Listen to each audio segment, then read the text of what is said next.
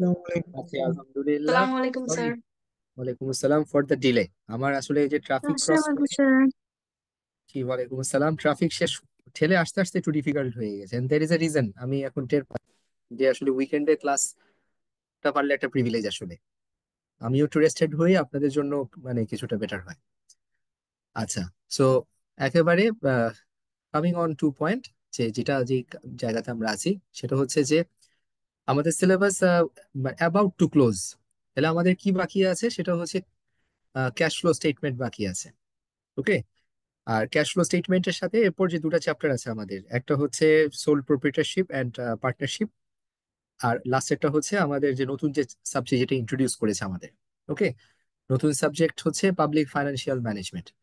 So আপনারা কিছু জানেন কিনা যে ক্যাশ ফ্লো স্টেটমেন্ট থেকে আমাকে যে পরিমাণ টেস্টেড হবে সেই পরিমাণ আসলে আমাদের সোল ট্রেডারশিপ অ্যান্ড পার্টনারশিপ থেকে আসে না। পারলে আমি যদি বলি যে সোল ট্রেডারশিপ অ্যান্ড পার্টনারশিপে আসলে কিছুই আসে না, বাট কিছু এমসিকিউ আমি রেডি করে রেখেছি সোল ট্রেডারশিপ অ্যান্ড পার্টনারশিপের জন্য, প্লাস কনটেক্সটটা আমি ওভাবে মানে ক্লাস ওভাবে আমি আপনাদের কভার করে দিব।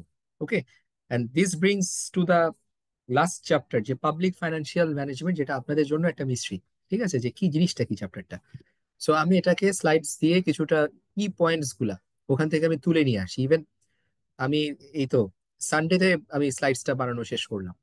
ঠিক আছে, যে নতুন কনটেক্সটে কি আছে, কি কি জিনিস আপনাদের জন্য ইম্পর্টেন্ট। প্রচুর পরিমাণে নয়েজ আছে, যে আপনার 30 পেজ 40 পেজের মতো কিছু আসলে মানে ম্যাটেরিয়াল নাই বলতে গেলে চলে। সময় নষ্ট হবে, এনার্জি নষ্ট হবে। সো ফোকাসটা যাতে করে রাইটফুলি গাইডেড করতে পারেন আপনারা, that is my expectation. Okay. So going on point, cash flow statement. ঠিক আছে। এখন ক্যাশ ফ্লো স্টেটমেন্টে কি আসে আমাদের এক্সামে? নাম্বার ওয়ান, ক্যাশ ফ্লো স্টেটমেন্টে সবচেয়ে বিগেস্ট পসিবিলিটি হচ্ছে আপনার একটা সিনারিও বেসড কোশ্চেনে ক্যাশ ফ্লো স্টেটমেন্ট আসবে। ঠিক আছে, but with every passing day বা এভরি পাসিং এক্সাম আমরা একটা জিনিস খেয়াল করলাম যে ক্যাশ ফ্লো স্টেটমেন্ট কমে আসছে। আসলে লাস্ট 3 পেপারস আমাদের আসছে হচ্ছে লিমিটেড ফাইন্যান্সিয়াল স্টেটমেন্ট আসছে। ঠিক আছে। তাহলে এখান থেকে একটা মানে ইন একটা ড্র করতে পারি কিনা কনক্লুশন যে বিগ ক্যাশ ফ্লো স্টেটমেন্ট আপনার নাও আসতে পারে। বাট আমি এটা আপনাদেরকে এখনো বলবো না, কারণ যেহেতু আমাদের সিলেবাসে স্পষ্টভাবে বলছে যে সিনারিও বেসড কোশ্চেন, যেটা 25 মার্কের যে সামটা আসে, limited company or cash flow statement, so we better be prepared. ঠিক আছে।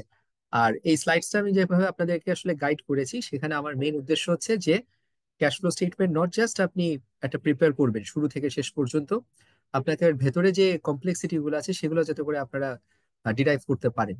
কারণ ছোট ছোট যে অ্যাডজাস্টমেন্ট গুলো আপনার থাকবে কেস বেসড, বা আপনাকে এমসিকিউ যা থাকবে, সেখানে ক্যাশ ফ্লো থেকে অনেক জিনিসই আসবে। And আসবে মানে বলতে গেলে ইটস অ্যান আন্ডারস্টেটমেন্ট। মিনিমাম 8 থেকে 10 মার্ক আপনার কন্টেন্ট থাকবে। Okay. So with this I wish to start. আর ক্যাশ ফ্লো স্টেটমেন্ট নিয়ে যখন আমরা আলাপ করি, প্রথম কথা হচ্ছে এটার অবজেক্টিভটা কি, যে কেন আসলে এটা মানে মানে পারপাসটা কি। কেউ যদি আমাকে বলতে পারেন যে ক্যাশ ফ্লোকে আমরা আসলে কি হিসাবে দেখি, what exactly is that? Components of financial statement, নাকি আমার ফাইন্যান্সিয়াল স্টেটমেন্টের একটা এলিমেন্ট হিসাবে তাকে আমি দেখি? কি হিসাবে দেখি তাকে বলেন? Component sir. Component sir. Right. Component কয়টা? 6টা। 6 কম্পোনেন্ট। গুড। ঠিক আছে, 6, এখানে কোনো ডাউট করা যাবে না। ওই যে একজন 5টা বলতেছেন, ঠিক আছে, ইটস নট 5, ইটস 6। অ্যান্ড লাস্টেরটা যেটা বলি সেটা হচ্ছে কম্পারেটিভ অ্যানালাইসিস, যেটা সেটা হচ্ছে নোটস। সো 4টা যেটাকে আমরা চিনি। তারপর একটা হচ্ছে কম্পারেটিভ, যেটা আর কি আছে আমার কারেন্ট ইয়ারের সাথে প্রিভিয়াস ইয়ারের রেকর্ড বা রিভিউ। আর লাস্টেরটা হচ্ছে notes to the financial statement. That's how it makes or it becomes 6। Okay. So cash ফ্লোতে আমাদেরকে যে জিনিসগুলো জানতে হয় মেইনলি, এক হচ্ছে যে ক্যাশ ফ্লোর ইউজফুলনেসটা কি, যে কেন ক্যাশ ফ্লো স্টেটমেন্ট আমরা করি। দ্বিতীয়ত হচ্ছে ক্যাশ ফ্লোর যে 3টা সেগমেন্ট আছে, একটা হচ্ছে অপারেটিং, ইনভেস্টিং, একটা হচ্ছে ফাইন্যান্সিং। এই 3টার ব্যাপারে আমরা ডিসকাস করব।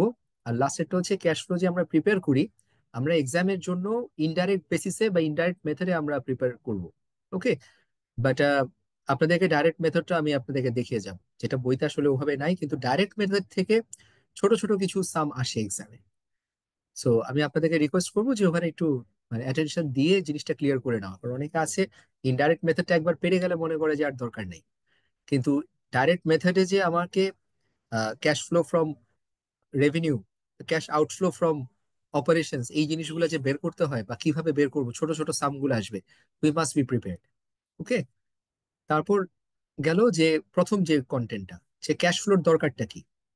ঠিক আছে, আমরা আসলে ফাইন্যান্সিয়াল স্টেটমেন্ট যে প্রিপেয়ার করি বা ইভেন আমাদের ওভারঅল অ্যাকাউন্টিং সিস্টেম যেটা আমরা প্রিপেয়ার করি, সেটা কি বেসিসে হয়? Accrual basis. অ্যাক্রুয়াল বেসিসে স্যার। ঠিক আছে, always accrual basis. So accrual বেসিসে আমরা যে ফাইন্যান্সিয়াল স্টেটমেন্ট প্রিপেয়ার করি, যে ইনকাম রেকগনাইজ করি even though we have not realised cash.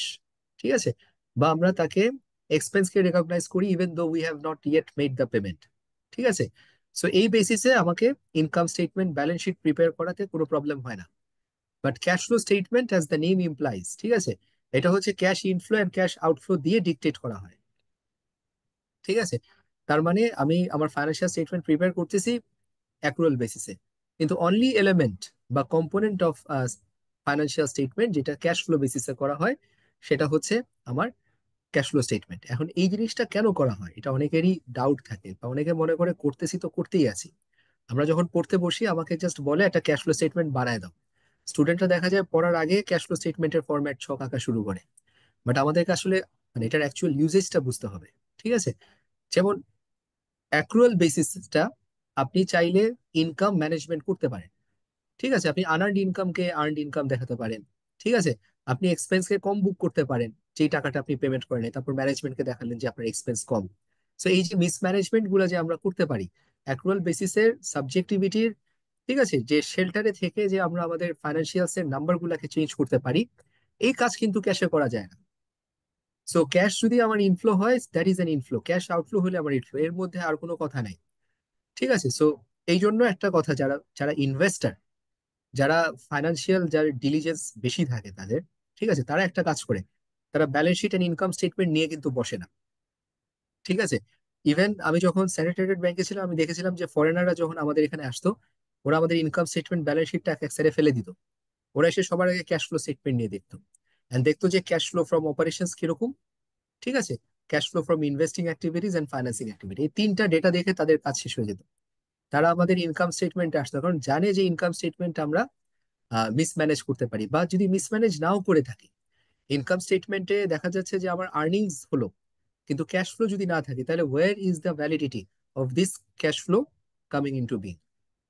ঠিক আছে, সো এই জায়গা থেকে সবসময় হচ্ছে কি, যেটা অ্যাকচুয়াল পিকচারটা যেটা, সেটা সবসময় আমরা ক্যাশ ফ্লো থেকে পাই। But that does not mean যে আপনারা এখন ক্যাশ বেসিসে আমরা ফাইন্যান্সিয়াল স্টেটমেন্ট প্রিপেয়ার করবো। ঠিক আছে, ওটাও কখনো রাইট অ্যাপ্রোচ না। ওকে, সো স্টেটমেন্ট অফ ক্যাশ ফ্লোতে আপনাকে ফার্স্ট যে বেনিফিটটা পাবেন, সেটা হচ্ছে আপনার কোম্পানির ফিউচার ক্যাশ ফ্লো নিড যেটা আছে, যে কত টাকা পেমেন্ট করবেন, কত টাকা রিসিভ করবেন। ঠিক আছে, আপনার সাপ্লায়ারদের পেমেন্ট, আপনার গুডস পারচেজ করার জন্য যে পেমেন্ট, স্টাফের জন্য যে পেমেন্ট, এই জিনিসগুলো আপনি এখান থেকে বুঝতে পারবেন। এটা কিন্তু ইনকাম স্টেটমেন্ট ব্যালেন্স শিট থেকে আপনি বুঝতে পারবেন না, because those are done on accrual basis. Okay, তারপর একটা কোম্পানির একটা বড় নিড হচ্ছে গিয়ে তার লোন যদি থেকে থাকে, লোন সেটেলমেন্ট। আর দ্বিতীয় কথা হচ্ছে আপনার যে ডিভিডেন্ড পে করতে হয়, এই ডিভিডেন্ড পে করার অ্যাবিলিটি, এটা কিন্তু নেট প্রফিট বলে দিবে না আপনাকে। বা আপনার লোন যে পেমেন্ট আছে বা ক্রেডিটারের কাছে যে ডিউজ যে আছে, এইটা পেমেন্ট করার অ্যাবিলিটি কিন্তু আপনাকে ব্যালেন্স শিট বলবে না। বা ইভেন আপনি হাই প্রফিটও হতে পারেন আপনার business, but that does not mean যে আপনি প্রফিটেবল, বাট আপনি ইলিকুইড না। এইখানে একটা ডিস্টিংশন আছে, অনেকে এটা ক্লিয়ার করতে পারে না। সেটা হচ্ছে আপনি যখন হাই ক্রেডিট সেল করবেন, আপনার বিজনেসে কি হচ্ছে, প্রফিট হচ্ছে, right? But high credit sale যখন আপনি করছেন, আপনার ব্যালেন্স শিটে আরেকটা জিনিস বাড়তেছে, সেটা কি? রি- রিসিভেবলস বেড়ে যাচ্ছে স্যার। রিসিভেবল বাড়ছে। এখন যদি আমাকে আজকে স্টাফকে পেমেন্ট করতে হয় বা সাপ্লায়ারকে পেমেন্ট করতে হয়, সো ওরকম সিচুয়েশন যখন আসে, আমি কি রিসিভেবল দিয়ে তাকে পেমেন্ট করতে পারবো? আমার দরকারটা কি actually? Cash. Cash sir. Very good, ঠিক আছে। সো ক্যাশ পজিশন বা ক্যাশ ফ্লো স্টেটমেন্ট, যেটা কারো স্পেসিফিক বললে যে cash flow from operations is the right picture, সে আমাকে বলে দিবে অ্যাডিকুয়েট ফান্ড আছে কিনা ডিভিডেন্ড পেমেন্ট করার জন্য, স্টাফ পেমেন্ট করার জন্য, বা যত রকমের লোন অব্লিগেশন আছে। ঠিক আছে, সো এটা নলেজের জন্য, এটা আপনাদের জন্য জানাটা ইম্পর্টেন্ট। ওকে, নাম্বার থ্রি, যেটা আসলে অ্যানালিস্টরা যে কাজটা করে, যে আপনি প্রফিট অ্যান্ড লস অ্যাকাউন্ট থেকে নেট ইনকাম নিয়েছেন, ভালো কথা। ওকে, আবার ওই দিক থেকে আপনাকে ক্যাশ ফ্লো ফ্রম অপারেশনসটা আপনাকে বের করে নিতে হচ্ছে। আর এটা কেন আমরা করি, এটাতে একটা রিকনসিলিয়েশন পারফর্ম করি। দেখা যাচ্ছে আমার profit is very high, but ওখান থেকে যদি আমি ক্যাশ না পাই, ওই যে রিসিভেবল যদি বেশি হয়ে থাকে, তাহলে আমার cash flow from operating activities কি কম না বেশি হবে? কম হবে কম স্যার। হবে স্যার। এক্সেলেন্ট, ঠিক আছে। সো এই জন্য আসলে net profit is not everything. এই কথাগুলো বলার উদ্দেশ্য হচ্ছে যে নেট প্রফিট দিয়ে আসলে সব শেষ না। আমার স্টেটমেন্ট অফ ক্যাশ ফ্লোতে ক্যাশ ফ্লো ফ্রম অপারেটিং অ্যাক্টিভিটির সাথে নেট ইনকাম একটা রিকনসিলিয়েশন ইজ আ নেসেসিটি, ঠিক আছে। আর লাস্টেরটা হচ্ছে যে আপনার বিজনেসে, ঠিক আছে, আপনি হয়তো ব্যালেন্স শিট দেখছেন, ভালো কথা, কিন্তু আপনার ব্যালেন্স শিটে আপনি বুঝতে পারছেন না যে কত পরিমাণের অ্যাসেট আপনার নতুন করে অ্যাড করছেন, কত পরিমাণের অ্যাসেট আপনি সেল করছেন, ঠিক আছে। বা অ্যাসেট যদি আপনি পারচেজও করেন, সেলও করেন, কতটুকু পরিমাণ ক্যাশে পারচেজ করছেন বা ক্যাশে সেল করছেন। সো এই ডিস্টিংশন গুলো আপনি জানতে পারবেন যখন ক্যাশ ফ্লো স্টেটমেন্টে ক্যাশ ফ্লো ফ্রম ইনভেস্টিং অ্যাক্টিভিটিতে আপনি দেখছেন, ঠিক আছে। আর লাস্টেরটা হচ্ছে একটা বিজনেসের জন্য তার ফাইন্যান্সিং অ্যাক্টিভিটি বলতে যেটা আমরা বুঝি লোন ইস্যু করা, ঠিক আছে, বা লোন নেওয়া, লোন রিপেমেন্ট করা, শেয়ার একুইটি ইস্যু করা, ঠিক আছে। এই জিনিসগুলোতে আপনার ক্যাশের যে পজিশনটা আপনার আছে সেটা পাচ্ছেন in statement of cash flow under financing activity. So সোজা কথা হচ্ছে, আমরা যদি একটা বিজনেসের দিকে তাকিয়ে দেখি, একটা মানুষের জন্য ব্লাড যেরকম ইম্পর্টেন্ট, ঠিক আছে, এটা একেবারে মাথা থেকে পা পর্যন্ত ফ্লো করতে হয়, ঠিক সেম ভাবে একটা বিজনেসের জন্য তার অ্যাকচুয়াল নারী নক্ষত্র বুঝতে পারবেন যদি কখনো ক্যাশ ফ্লো স্টেটমেন্ট বানাতে পারেন এন্ড পড়তে পারেন, ঠিক আছে, এটার মানে বিটুইন দ্য লাইন্স যদি পড়তে পারেন। Okay, so that is about the usefulness of cash flow statement. So far any confusion?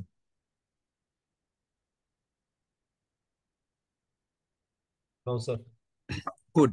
আজকে যদি আর্লি শেষ করতে পারি, আপনাদেরকে আমি একটা ফাইন্যান্সিয়াল স্টেটমেন্ট আমি একটা ইয়ে থেকে করাতে পারি, মানে আমি করাবো আপনাদেরকে কোশ্চেন ব্যাংক থেকে, ঠিক আছে। সো হাতেই হোক আর যেটাই হোক করাতে হবে স্যার। হুম, রাজীব, লেট হলেও করাবেন স্যার। জি স্যার, একটা দেখায় দিয়েন স্যার। কেউ Yes, যদি আচ্ছা না sir. থাকে রেকর্ডিং দেখে নেবে, প্রবলেম নেই স্যার, আচ্ছা। কিন্তু আমরা দেখতে চাই যদি 12টাও বাজে, প্রবলেম নেই। না, আমার প্রবলেম আছে, আমি আমার উমরাতে যাচ্ছি, আমি ব্যাগও গুছাইনি, ঠিক আছে, এন্ড আমাকেও ডিসেন্ট আকারে আপনাদের ক্লাসটাকে নিয়ে আসতে হবে, এভাবে হলে এটা অ্যাবনর্মাল। ওকে, সো স্যার যেটা আজকে কি বলছি, লাস্ট ক্লাস হবে? ইয়েস সঞ্জিতা। আজকে কি লাস্ট ক্লাস হবে? না না, কালকে ক্লাস আছে, ঠিক আছে, কালকে আছে। and কালকে যেটা করবো, সো কালকের ক্লাসটা ভেরি আনইম্পর্টেন্ট, আমি যদি একদম স্পষ্ট বলে ফেলি ফ্রম এক্সাম পার্সপেক্টিভ, একটা হচ্ছে সোল ট্রেডারশিপ পার্টনারশিপ, যেটা থেকে আসলে কিছু আসে না, ঠিক আছে, বাট যেগুলো আসতে পারে বা আসার মতো আমি ফিল করি সেগুলোকে আমি একটা লিস্ট করে রেখে দিয়েছি, কোশ্চেন গুলো এমসিকিউ। ওকে আর স্যার। আরেকটা হচ্ছে আপনাদের পাবলিক ফাইন্যান্সিয়াল ম্যানেজমেন্ট, যেটা নতুন, যেটার জন্য আসলে আমি নিজেই দেখতেছি জিনিসটা যে খুব রিডান্ডেন্ট জিনিস আছে এখানে। ওকে, সো যেটা বলছিলাম যে ক্যাশ ফ্লো স্টেটমেন্ট, আগামীকাল তাহলে স্যার এফএসটা আর একটু দেখাই দিয়েন। কোনটা যাবে? স্যার এফএস ফিনান্সিয়াল স্টেটমেন্ট, ওইখানে তো স্যার ঝামেলা হয়ে যাচ্ছে। না, সেটা তো বলছি দেখাবো, ঠিক আছে, একটা প্রিপারেশন নিবো, ওটা দেখলে আরো ঝামেলা লাগবে। ওকে, আচ্ছা। সো ক্যাশ ফ্লো স্টেটমেন্ট তিন ভাগে বিভক্ত: অপারেটিং, ইনভেস্টিং, ফাইন্যান্সিং। বাই নাও আপনারা জানেন যে অপারেটিং হচ্ছে আপনার মেইন কোর্স অফ বিজনেস, যেটা মেইন কোর্স অফ বিজনেস বলতে আজকে যদি আপনি আহ, কি বলি, এটা ফুড ম্যানুফ্যাকচারার হন, তাহলে ফুড ইনগ্রিডিয়েন্ট গুলো যখন পারচেস করে তাকে একটা, ধরেন চিপস বানায়, তারপর তাকে প্যাকেজিং করে যখন আপনি বাজারে এনে যখন সেল করে যখন ক্যাশ কালেক্ট করছেন, এটাকে আমরা একটা বলি অপারেটিং সাইকেল, ঠিক আছে। তাহলে র ম্যাটেরিয়াল যখন পারচেস করছেন, বাকিতে পারচেস করছেন, তারপর যখন আপনি সেল করে, বাকিতে সেল করে বা ক্যাশে সেল করে যখন টাকা আদায় করে নিচ্ছেন, এই পুরা সাইকেলটাকে একটা বিজনেসের কোর বিজনেস যদি তার হয় যে সে যদি চিপস ম্যানুফ্যাকচারার হয়, ঠিক আছে, তাহলে তার অপারেটিং সাইকেলটা হচ্ছে ওই র ম্যাটেরিয়াল কেনা থেকে ক্যাশ রিয়ালাইজ করা পর্যন্ত, ঠিক আছে। আর তাহলে একটা বিজনেসের মেইন অপারেটিং অ্যাক্টিভিটিও হচ্ছে সেই জিনিসটাই, এই কাজে যে জড়িত থাকি আমরা, ঠিক আছে। তাইলে আমরা র ম্যাটেরিয়াল পারচেজ করার সময় যে আমরা বাকিতে কিনছি, আর ক্যাশ মানে বাকিতে কিনছি আমরা পেমেন্ট করছি না বা পরে পেমেন্ট করছি, আর যখন সেল করছি হয়তো ইমিডিয়েট ক্যাশ পাচ্ছি বা পরে পাচ্ছি, এই প্রসেস গুলা আমাকে ক্যাশ ফ্লোর যে ইনফ্লোজ এন্ড আউটফ্লোজ গুলো আছে সেটা আমি দেখতে পাই অপারেটিং অ্যাক্টিভিটির মধ্যে, ঠিক আছে, মানে মেইন বিজনেস কোর্সের জিনিসগুলো আমরা এখানে দেখতে পাই। ওকে, আরো সহজ কথা যদি আমি আপনাকে রিলেট করতে চাই, সেটা হচ্ছে আমার ইনকাম স্টেটমেন্টের নেট প্রফিট আসা পর্যন্ত যে ফিগারটা আছে সেটা হচ্ছে আমার অপারেটিং অ্যাক্টিভিটিজ এর আইটেম। ওকে, দেখাবো আরো মিলাই দেখাবো জিনিসটা। ইনভেস্টিং অ্যাক্টিভিটি হচ্ছে সেটার ফিগার থেকে পান, আপনি যদি একটা ফিক্সড অ্যাসেট পারচেজ করেন বা ফিক্সড অ্যাসেট ডিসপোজ করেন, ঠিক আছে, যদি কোনো পেটেন্ট ব্র্যান্ড লাইসেন্স যদি পারচেজ করেন ক্যাশে, তাহলে ওটাকে আমরা ইনভেস্টিং অ্যাক্টিভিটি হিসাবে দেখবো, ঠিক আছে। আর শুধু তো আপনি ফিক্সড অ্যাসেট পারচেজ করবেন তা তো না, আপনি তো এরকম হতে পারেন যে অন্য একটা কোম্পানিতেও আপনি ইনভেস্ট করতে পারেন, তাই তো। বা দেখা গেল কি যে আপনি অন্য কোনো কোম্পানিকে আপনি লোন দিলেন, সেটাকে আমরা ইনভেস্টমেন্ট হিসাবে বলতে পারি। সো এই জিনিসগুলো হচ্ছে আমার ইনভেস্টিং অ্যাক্টিভিটিস, যার থ্রুতে আপনি মানে জিনিসটা জানবেন যে ইনভেস্টিং এর কারণে কিভাবে ক্যাশ ইনফ্লো আউটফ্লো হলো। এখন একটা জিনিস যে কোনটা কোত্থেকে দেখবেন, কত সহজ, আমি আপনাদের কাছে ভেঙে দেখাবো জিনিসটা। ফাইন্যান্সিংটা বলে নেই। ফাইন্যান্সিং হচ্ছে যে লোন ইস্যু করে বা লোন যখন সেটেল করছেন, বা যখন আপনি শেয়ার ইস্যু করছেন, বা শেয়ার যখন আপনি বাইব্যাক করে নিচ্ছেন, বা ডিভিডেন্ড যখন পেমেন্ট দিচ্ছেন, ঠিক আছে। সো এই জিনিসটা হচ্ছে আমার ফাইন্যান্সিং এর এরিয়া। এখন স্টুডেন্টদের একটা সবসময় কমন কমপ্লেন হয়ে থাকে যে আমি কনফিউজড হয়ে যাই তাদের কথা, যে ফাইন্যান্সিয়াল স্টেটমেন্ট আছে, ট্রায়াল ব্যালেন্স আছে, নোটস আছে, তারপর আমি কোত্থেকে কোনটা পিক করবো, যে অপারেটিং এ কোত্থেকে পাবো, ইনভেস্টিং এন্ড ফাইন্যান্সিং কোত্থেকে পাবো। ঠিক আছে, এখানে একটা জিনিস আমি বলি আপনাকে, ইনভেস্টিং সব সময় পাবেন ব্যালেন্স শিটের অ্যাসেট সাইড থেকে। অ্যাসেট সাইডটা শুধু সব অ্যাসেট না, আপনার ফিক্সড অ্যাসেট সাইড থেকে পাবেন। Okay, non clear? Current asset তাই না sir? Hmm, non current asset থেকে পাবেন এক। আর ফাইন্যান্সিং অ্যাক্টিভিটি সবসময় কোত্থেকে পাবেন? Equity and liability. Equity and long term liability থেকে পাবেন। ওকে, আর অপারেটিং অ্যাক্টিভিটি কোত্থেকে পাবেন? Profit and loss income account. Statement. হ্যাঁ, ইনকাম স্টেটমেন্ট মানে প্রফিট অ্যান্ড লস অ্যাকাউন্ট থেকে পাবেন। ঠিক আছে, আর আরেকটা জায়গা থেকে পাবেন, সেটা হচ্ছে current asset and current liability in the balance sheet. ঠিক আছে, সো এতটুকু আপনাকে মাথায় দিলাম যে এরিয়াটা ফিক্স করবেন, কোত্থেকে কোনটা পিক করে নিয়ে আসবেন, এই জিনিসগুলো এখানে লেখা আছে। ওকে, স্লাইডসটা অনেক কম্প্রিহেন্সিভ, অত যাব না, আসলে সময় কম, আমি প্র্যাকটিস করাতে চাচ্ছি আপনাদেরকে। ওকে, সো আমি যখন আসলে অপারেটিং অ্যাক্টিভিটিস নিয়ে কথা বলবো, বলেছি এটা ইনকাম স্টেটমেন্টের আইটেম হয়, তাহলে আমার ক্যাশ ইনফ্লো কিভাবে হয়? আমি যখন গুড সেল করি বা সার্ভিস সেল করি, তখন আমার ক্যাশ ইনফ্লো হয়। ঠিক আছে, বা আমি যখন ইন্টারেস্ট পাই বা ডিভিডেন্ড পাই, তাইলে আমার ক্যাশ ইনফ্লো হয়। আর ক্যাশ আউটফ্লো কি হয়? আমার বিজনেস যদি আমি র ম্যাটেরিয়াল পারচেস করে যদি সাপ্লায়ারদেরকে টাকা দিই, এমপ্লয়ীদেরকে যদি আমি ওদেরকে যদি আমি সার্ভিসের ওদের পেমেন্ট করি, গভর্নমেন্টকে যদি ট্যাক্স দেই, লেন্ডারকে যদি আমি ইন্টারেস্ট পে করি, আর যদি আদার রিলেটেড এক্সপেন্সেস থাকে, সো এইগুলাতে আমার ক্যাশ আউটফ্লো হয়। বাট একটা কথা মনে মনে রাখতে হবে, যখন অপারেটিং অ্যাক্টিভিটি বলবো, এটা হচ্ছে বিজনেসটার যে অ্যাকচুয়াল বিজনেস আছে, সেই রিলেটেড যে ইনকাম এন্ড সেই রিলেটেড যে outflow, only that will be considered. ঠিক আছে, এখান থেকে কিন্তু ক্যাপিটাল ইস্যু করেছি, সেই জিনিস কিন্তু অপারেটিং অ্যাক্টিভিটি ঢুকাতে পারবেন না। ইফ ইউ ডু দ্যাট, এটা মিস্টেক হবে এন্ড এটা মার্কস হারাবে। ওকে, তার মানে স্যার আমরা আমরা বুঝতে পারছি। ইয়েস, ইনকাম স্টেটমেন্টটাকে যদি অ্যাকচুয়াল ফলো করতে পারি, তাহলে মনে হয় অপারেটিং অ্যাক্টিভিটিসটা একদম ফুলফিল হয়, বিষয়টা এরকম একটা। 100% income okay sir. Statement plus ওই যে বললাম যেটা, যে ব্যালেন্স শিটে হচ্ছে current asset and current liability. Okay, okay sir. ঠিক আছে। সো ইনভেস্টিং অ্যাক্টিভিটিসে যেটা একটু আগে আমি আলাপ করেছি, প্রপার্টি প্ল্যান্ট এন্ড ইকুইপমেন্ট যখন সেল করি, ইনফ্লো হয়। ঠিক আছে, আমি যদি অন্য কোনো একটা কোম্পানিতে ইনভেস্ট করি, ঠিক আছে, ডেট ইনভেস্ট করি বা ইকুইটিতে ইনভেস্ট করি, তাহলে সেটাও আমার আউটফ্লো হয়। আর যদি আমি কোনো, সরি, সেটা ইনফ্লো হয়। আবার যদি আমি যদি কাউকে লোন দিয়ে থাকি, সে যদি আমাকে লোনের টাকা পরিশোধ করে, তাহলে এটা আমার ক্যাশ ইনফ্লো হয়। আর ক্যাশ আউটফ্লো কিভাবে? প্রপার্টি প্ল্যান্ট এন্ড ইকুইপমেন্ট যদি পারচেস করি টাকার বিনিময়ে, ঠিক আছে, আমি যদি অন্য কোনো বিজনেসে ইনভেস্ট করে থাকি, ঠিক আছে। এখন একটা খেয়াল করবেন, একটু কনফিউশন যাতে না হয়, আমি যদি ইনভেস্টমেন্ট সেল করে দেই, লেটস জাস্ট সে ব্র্যাক ব্যাংকের বিকাশে 50% ওনারশিপ আছে। আজকে যদি ব্র্যাক ব্যাংক বললো যে 50% থেকে আমি 30%-এ চলে আসবো, মানে 20% ওনারশিপ আমি ছেড়ে দিচ্ছি, এটাকে আমি কি বলি? হচ্ছে শেয়ার বিক্রি করে দিচ্ছি। শেয়ার বিক্রি যদি করে দেই, তাহলে আমার কি ইনফ্লো হচ্ছে না আউটফ্লো হচ্ছে? আমার ইনফ্লো হচ্ছে। ইনফ্লো হচ্ছে স্যার। শেয়ার ছেড়ে দিচ্ছি, টাকা পেয়ে যাচ্ছি। জি ওকে, স্যার। জি সো স্যার। শেয়ার ছেড়ে দিলে আমার ইনফ্লো হচ্ছে, আবার শেয়ার যখন কিনে নিচ্ছি, তখন আউটফ্লো আউটফ্লো হচ্ছে। হচ্ছে স্যার। আউটফ্লো হচ্ছে। এক্সিলেন্ট, ঠিক আছে। এই এই জিনিসগুলোকে খেয়াল করবেন, জাস্ট মানে আসছে কিভাবে, যাচ্ছে কিভাবে, ইম্প্যাক্ট গুলা কোথায়। ওকে, লাস্টেরটা হচ্ছে আপনি যদি কাউকে লোন দেন, তাহলে সেটা আপনার জন্য ইনফ্লো না আউটফ্লো? আমার জন্য আউটফ্লো। Outflow sir. আর যদি কারো কাছ থেকে যদি লোন পান, এটা বা ইনফ্লো। যদি ইনফ্লো স্যার। বা আপনি যাকে লোন দিয়েছেন সে যদি লোন পরিশোধ করে, তাও ইনফ্লো। সেটা ইনফ্লো। সেটাও আমার ইনফ্লো। গুড, আস্তে আস্তে খেয়াল করে দেখেন, এই সব জিনিস পাবেন ব্যালেন্স শিটের কোথায় পাবেন? ব্যালেন্স শিটের কারেন্ট ইকুইটি আর লং টার্ম। ব্যালেন্স শিটের নন অ্যাসেটে, নন কারেন্ট অ্যাসেটে। নন কারেন্ট অ্যাসেট, ঠিক আছে। আচ্ছা, এবার যদি আমরা পরেরটা দেখি, যে ফাইন্যান্সিং অ্যাক্টিভিটি, এটা purely long term liability and equity. ঠিক আছে, আজকে যদি আমি শেয়ার ইস্যু করি, আমরা লাস্ট ক্লাসে দেখেছিলাম যে শেয়ার ইস্যু করলে আমরা ক্যাশ পাই, বোনাস ইস্যু না করলে, ঠিক আছে, ক্যাশ পাচ্ছি। তাইলে আমরা যখন শেয়ার ইস্যু করি বা সেল করি, ক্যাশ ইনফ্লো হচ্ছে নাম্বার ওয়ান। আমি যখন বন্ড ইস্যু করি, তাহলেও দেখা যাচ্ছে আমার ক্যাশ ইনফ্লো হচ্ছে। অনেকের কাছে মনে হচ্ছে যে বন্ড ইস্যু আবার কি জিনিস? বন্ড ইস্যু হচ্ছে ওই যে লাস্ট ক্লাসে আমি বলেছিলাম, যে রিডিমেবল প্রেফারেন্স শেয়ারস কি জিনিস? It's a form of a loan, যে আমি সাবস্ক্রাইবারদেরকে একটা কাগজ বেচেছি, ওদের কাছ থেকে আমি টাকা নিয়ে আসছি। সো এটা হচ্ছে আমার ইস্যুয়েন্স অফ বন্ড। ওকে, এই জিনিসটা। সো বন্ড ইস্যু করলে কি হচ্ছে, তাকে আমি একটা কাগজ দিচ্ছি, তাকে ফিউচার পেমেন্ট করব, আর তার কাছ থেকে আমি ক্যাশ নিচ্ছি, যেটা আমি আমার বিজনেসে ইনভেস্ট করব। সো ইনফ্লো হয়। যখন ইস্যুয়েন্স ওয়ার্ডটা দেখবেন আমার ইনফ্লো হবে, ঠিক আছে।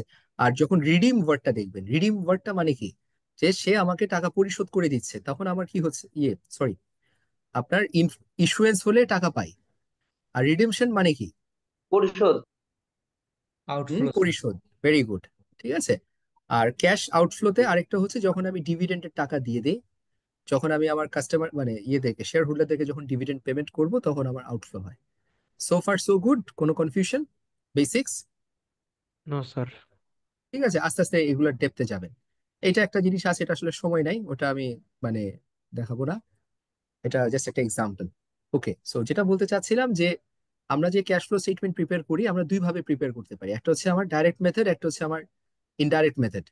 সো মেজরিটি আমরা কোন মেথডে করে থাকি বলেন? Sir Indirect. ডিরেক্ট মেথডে। Indirect method. Indirect method sir. Hmm, indirect আমি মেথড। কেন আমি কেন করি?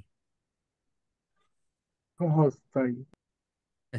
হ্যাঁ, এটাই বাস্তব কথা। ঠিক আছে, মেজরিটি কোম্পানিকে যদি দেখে থাকেন, এখানে একটা স্লাইড আছে, আমি কেটে দিছি এটা জিনিসটা, ওটা থাকলে একটা জিনিস থাকতো, এটা স্ট্যাটিস্টিক্স ছিল, ওটা আপনারা ক্লাসে সময় নষ্ট করে দেখে আমি এটা সরাই দিছি এখানে। ঠিক আছে, সো মেইন জিনিসটা হচ্ছে ক্যাশ ফ্লো স্টেটমেন্ট যখন আমি প্রিপেয়ার করি, আমাকে খেয়াল রাখতে হবে যে আমার যে তিনটা পার্ট আছে, একটা হচ্ছে অপারেটিং, ইনভেস্টিং অ্যান্ড ফাইন্যান্সিং। এই ডাইরেক্ট or ইনডাইরেক্ট মেথড, যে মেথডই আমি অ্যাপ্লাই করি না কেন, সেটা কিন্তু only limited to my operating activity section. G sir. ঠিক আছে। আর একটা ক্যাশ ফ্লোর যদি চেহারা দেখতে চান, লেটস জাস্ট, আপনারা আগে কখনো দেখেননি, একটা ক্যাশ ফ্লো তিন ভাগে বিভক্ত, একটা হচ্ছে অপারেটিং, একটা হচ্ছে ইনভেস্টিং, ফাইন্যান্সিং। আমার ফাইন্যান্সিং। ঠিক আছে, অ্যাজ উই ক্যান সি যে প্রতিটা জিনিসই আমার, প্রতিটা আইটেম যে ক্যাশ ইনফ্লো আউটফ্লো বের করে আমি যে ফিগারটা পাবো, সেটা হচ্ছে net cash flow from operating, net cash flow from investing আর net cash flow from financing. এই তিনটা ব্যালেন্স পাওয়ার পর আমি জানতে পারবো যে আমার ক্যাশ কি আদৌ বিজনেসে বেড়েছে না কমেছে। হুম। ঠিক আছে, ইউজুয়ালি আপনার একটা জিনিস খেয়াল করবেন, অপারেটিং অ্যাক্টিভিটি থেকে কিন্তু বিজনেস কি করে, ক্যাশ ইনফ্লো হয়। একটা হেলদি বিজনেসের কিন্তু অ্যাকচুয়াল পিকচার হচ্ছে cash flow from operating activity positive.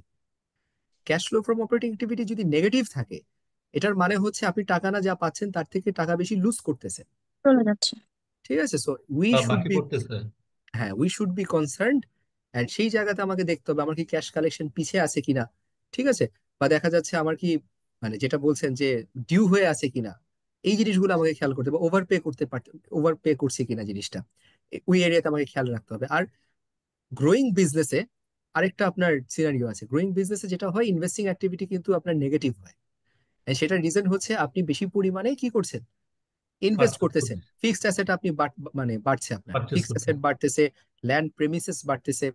ঠিক আছে, আপনার ক্যাপাসিটি বাড়তেছে। তো সেই কারণে একটা গ্রোয়িং বিজনেসে ইনভেস্টিং অ্যাক্টিভিটি সবসময় পজিটিভ থাকে।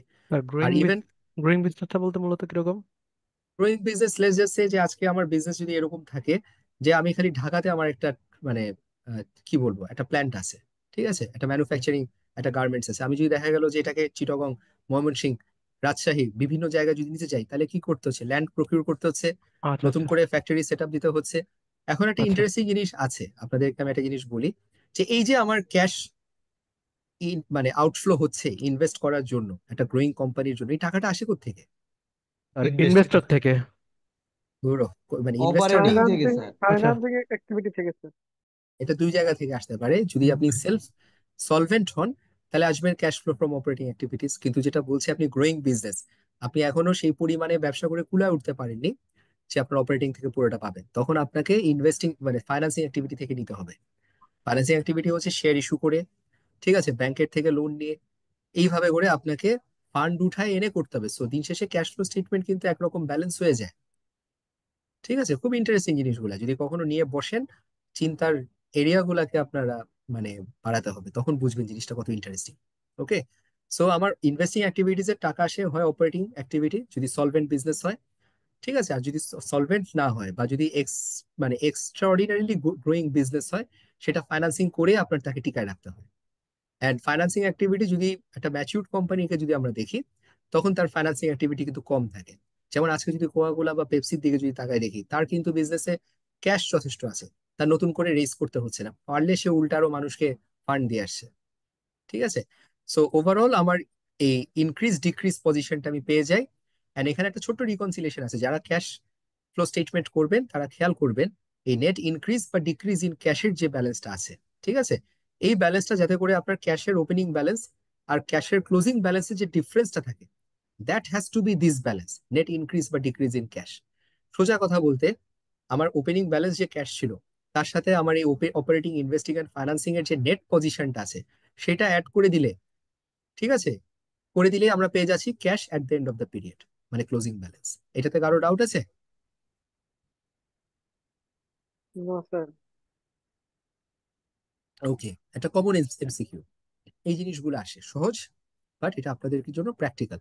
এখন আমাকে বলবেন যে তিনটা ক্যাটাগরির মধ্যে কোনটা কোন ক্যাটাগরি। আমি যদি শেয়ার ইস্যু করি, ঠিক আছে, 5 টাকা par value common stock, 8 lakh টাকা cash, financing sir. Financing. Very good, ঠিক আছে। আর বড় 2 লাখ টাকা সাইনিং আ 5-year note bearing 8% interest, financing financing. Finance. ঠিক আছে, good. R purchase 2 semi trailer trucks for 1 lakh Investing. 70, investing. Investing. ঠিক আছে। Paid employees 12,000 for Operating. Salary, operating. Right, because salary হচ্ছে আমার মেইন কোর্স অফ বিজনেসের সাথে জড়িত ওরা। আর কালেক্টেড 20,000 ক্যাশ ফর Operating. এটা Operating. Operating. অপারেটিং, ঠিক আছে, নট ফাইন্যান্সিং। আমি ক্যাশ ফর সার্ভিস প্রোভাইডেড দেখে আপনারা ঘাবড়ায় গেছেন। যদি বলতাম যে collected 20,000 cash for goods sold, তাহলে তো কারো ডাউট থাকতো না, ঠিক আছে, এইটাই। ওকে, মুভিং অন। এইবার আমি আসছি আপনাদেরকে একটা ক্যাশ ফ্লো প্রিপারেশন নিয়ে, একেবারে হার্ডকোর, হাতে করে ক্যাশ ফ্লো বানাবেন। ওকে, এটা আমি যখন আরো আগে যখন এই ক্লাসগুলো আপনাদেরকে ওভাবে নিতাম, অনেক সময় দিয়ে এগুলো বানাতাম, ঠিক আছে, তখনকার সময়কার জিনিস এটা। সো ক্যাশ ফ্লো স্টেটমেন্ট যখন আপনি প্রিপেয়ার করবেন, আপনাকে তিনটা ম্যাটেরিয়াল লাগবে। একটা হচ্ছে কম্পারেটিভ ব্যালেন্স শিট, তার মানে আপনাকে, মানে যে ব্যালেন্স শিট নিয়ে আপনি কাজ করবেন, একটা কলামে থাকবে হচ্ছে কারেন্ট ইয়ারের ব্যালেন্স, আর একটা কলামে থাকবে আপনার প্রায়ার ইয়ারের ব্যালেন্স, ঠিক আছে, যাতে করে কারেন্ট ইয়ার এন্ড প্রায়ার ইয়ারের মুভমেন্টটা আপনি দেখতে পারেন। ওকে, নেক্সট হচ্ছে আপনার ইনকাম স্টেটমেন্ট লাগবে কারেন্ট ইয়ারের, এন্ড নাম্বার 3 হচ্ছে নোটস বা অ্যাডিশনাল ইনফরমেশন লাগবে। এই তিন জিনিস হাতে নিয়ে আপনি ক্যাশ ফ্লো স্টেটমেন্ট প্রিপারেশন শুরু করবেন, ঠিক আছে। সো ফার্স্টে যেটা আমরা করি, সহজ কথায় বলবো, এটা তো দেখারও দরকার নেই, যে net cash flow from operating activities বের করি, ঠিক আছে। তারপর হচ্ছে আমরা আমাদের নন কারেন্ট অ্যাসেট, লায়াবিলিটি, ক্যাপিটালের মুভমেন্ট দেখে আমরা যেটা বের করি সেটা হচ্ছে ইনভেস্টিং এন্ড ফাইন্যান্সিং এর পার্টটা বের করি। এন্ড লাস্ট পার্টটা হচ্ছে ওই যে নেট যে ব্যালেন্সটা আমি পাচ্ছি, নেট ব্যালেন্সটাই হচ্ছে আমার ওপেনিং আর ক্লোজিং ব্যালেন্সের গ্যাপটার সাথে আমি চেক করে দেখি। আর আমি আবার রিপিট করছি, যদি আপনি এই ব্যালেন্সটা যে নেট ইনক্রিজ বা ডিক্রিজ ইন ক্যাশ, আপনার এই ফাইন্ডিংসটা যদি আপনার ক্যাশ ওপেনিং আর ক্লোজিং ব্যালেন্সের ডিফারেন্সের সাথে না মিলে, তার মানে আপনার অঙ্ক ভুল হয়েছে, আবার ফেরত যেতে হবে আপনাকে, ঠিক আছে। সো যেটা বলেছিলাম যে ডাইরেক্ট এন্ড ইনডাইরেক্ট মেথডের মধ্যে সবচেয়ে বেশি আমরা ব্যবহার করে থাকি ইনডাইরেক্ট মেথড। অ্যান্ড ইনডাইরেক্ট মেথডের মধ্যে একটা রিকোয়েস্ট, একটা জিনিস আমি আপনাদেরকে যেটা বলে রাখি, যে ইনডাইরেক্ট মেথড IAS 7 যেটা ক্যাশ ফ্লো স্টেটমেন্ট ডিকটেট করে, সে কিন্তু কোনো জায়গায় আপনাকে বলেনি যে ডাইরেক্ট করবেন না ইনডাইরেক্ট করবেন। এটা একটা এক্সামে একবার আসছিল, ব্রিটিশরা খুব কঠিন কঠিন কোশ্চেন করে, দেখতে সহজ মনে হয়, যে বলেছে যে IAS 7 has mandated use of indirect method under it's standards. এখন এটা দেখে সবাই কনফিডেন্ট হয়ে বলে দিছে যে হ্যাঁ এটা করে, বাট দিস ইজ রং। মানে ইট হ্যাজ নেভার মেনশনড যে আপনি কোন মেথডে করবেন, আপনাকে অপশন দিয়ে রেখে দিছে, ঠিক আছে। জাস্ট এই টাইপের জিনিস আপনাদেরকে বলছি যে ইউ শুড বি কেয়ারফুল। আচ্ছা, আর যেটা একটু আগে একজন বলেছিলেন আপনারা যে করতে সহজ দেখে আমরা করি, অবভিয়াসলি এটা সহজ, ঠিক আছে, কারণ নেট প্রফিট হয়ে গেলে আমার জন্য বাকি ফিগারগুলোর সাথে আমি অ্যাডজাস্টমেন্ট করে ইজিলি বের করে ফেলি। ওকে, আর ডাইরেক্ট মেথডটা আসলে সত্য কথা বলতে একটা বিগ বিজনেসের জন্য যদি তার যদি এরকম স্ট্রং সফটওয়্যার না থাকে, সে কখনো এটা বের করতে পারবে না। ওকে, আর দ্বিতীয়ত হচ্ছে যে নেট ইনকাম ফ্রম অপারেশনস, আর এটা হচ্ছে ক্যাশ ফ্লো ফ্রম অপারেশনস। এই দুটা রিকনসিলিয়েশনটা আমাদের জন্য খুব জরুরি, যে কোনো বিজনেসের জন্য জরুরি। যে আপনি দেখতেছেন আপনার প্রফিট 1,000 টাকা, কিন্তু দেখলেন যে cash flow from operations only আপনার 10 টাকা, তার মানে কি আপনার high level of credit sales, বা আপনি রিয়ালাইজ করতে পারতেছেন না, ঠিক আছে। So that is important as well, it's a good indicator of মানে লিকুইডিটি হেলথ আর কি আপনার, ঠিক আছে। এখন একটা অ্যাপ্রোচ আপনাদেরকে দেখাবো খুব সহজ করে, বাট কনসেপ্টটা আগে দিই, কারণ ক্যাশ ফ্লো স্টেটমেন্টে স্টুডেন্টস এর মুখস্থ করেন আপনারা, তারপরে কিছু ব্যাড হ্যাবিটস আছে আমি বলে দিই, জোর করে মুখস্থ করে ফরম্যাট মাথায় নিয়ে চলে যান এক্সামে, কিন্তু আস্তে আস্তে আমাদের কোশ্চেনগুলো কিন্তু দুই জায়গা থেকে প্যাটার্ন থেকে অনেক সরে আসছে। হয়তো আমি বলতে পারি যে আমাদের সময় একটা ফরম্যাট মুখস্থ করে গিয়ে খালি ফিগার বসায় দিয়ে মানে কষ্ট করে যে লিখে আসছেন তাতেই মার্কস পেয়ে যেতেন, কিন্তু আপনাদের তো সেই জিনিস নাই। আপনাদের জন্য সহজ হচ্ছে ফরম্যাট দিয়ে দিবে, ঠিক আছে, আর কঠিন হচ্ছে গিয়ে ভুল করবেন তো মানে ম্যাক্সিমাম মার্কস লুজ করবেন। Okay, so this is a company's income statement. একটা ইনকাম স্টেটমেন্টে যা থাকে revenue, cost of goods sold, operating expenses, depreciation, loss on sale of equipment, interest expense, পরে ইনকাম বিফোর ট্যাক্স, যেটাকে আমরা বলি PBIT, profit before interest and tax, ঠিক আছে, না সরি এখানে হচ্ছে প্রফিট বিফোর ট্যাক্স। ওকে, অনেক সময় দেখবেন যে ইন্টারেস্ট এক্সপেন্সটাকে পরে আপনার অ্যাডজাস্ট করে, সো এই জায়গাগুলোতে খেয়াল রাখবেন। আমি আবার বলি, revenue cost of goods sold থেকে পাচ্ছেন কি গ্রস প্রফিট, আর গ্রস প্রফিট থেকে administrative expense, selling and distribution expense বাদ দিলে কি পাচ্ছেন? Operating profit. ভেরি গুড, এই ওয়ার্ড গুলা মাথায় রাখবেন। অপারেটিং প্রফিট, অর ওর আরেকটা নাম আছে profit before interest and tax, ঠিক আছে, profit before interest and tax or operating profit. এখন এই প্রফিটের সাথে আমাকে দুটো অ্যাডজাস্টমেন্ট করতে হয়, একটা হচ্ছে ইন্টারেস্ট এক্সপেন্সেস বা ফাইন্যান্স Finance কস্ট যেটা income. আছে, ঠিক আছে, তখন আমি ফাইন্যান্স কস্টকে ডিডাক্ট করি, করে যেটা পাচ্ছি সেটা হচ্ছে প্রফিট বিফোর ট্যাক্স। তারপর সেই প্রফিট থেকে যখন ট্যাক্স ডিডাক্ট করি I am getting profit after tax, PAT বলি যেটাকে, বা নেট ইনকাম, ফাইনাল ইনকাম মানে প্রফিট যেটা সেটাই। Okay, this is my balance sheet. Balance শিটটা কম্পারেটিভ স্ট্যাটাসে এখানে দেওয়া আছে, ঠিক আছে। অ্যান্ড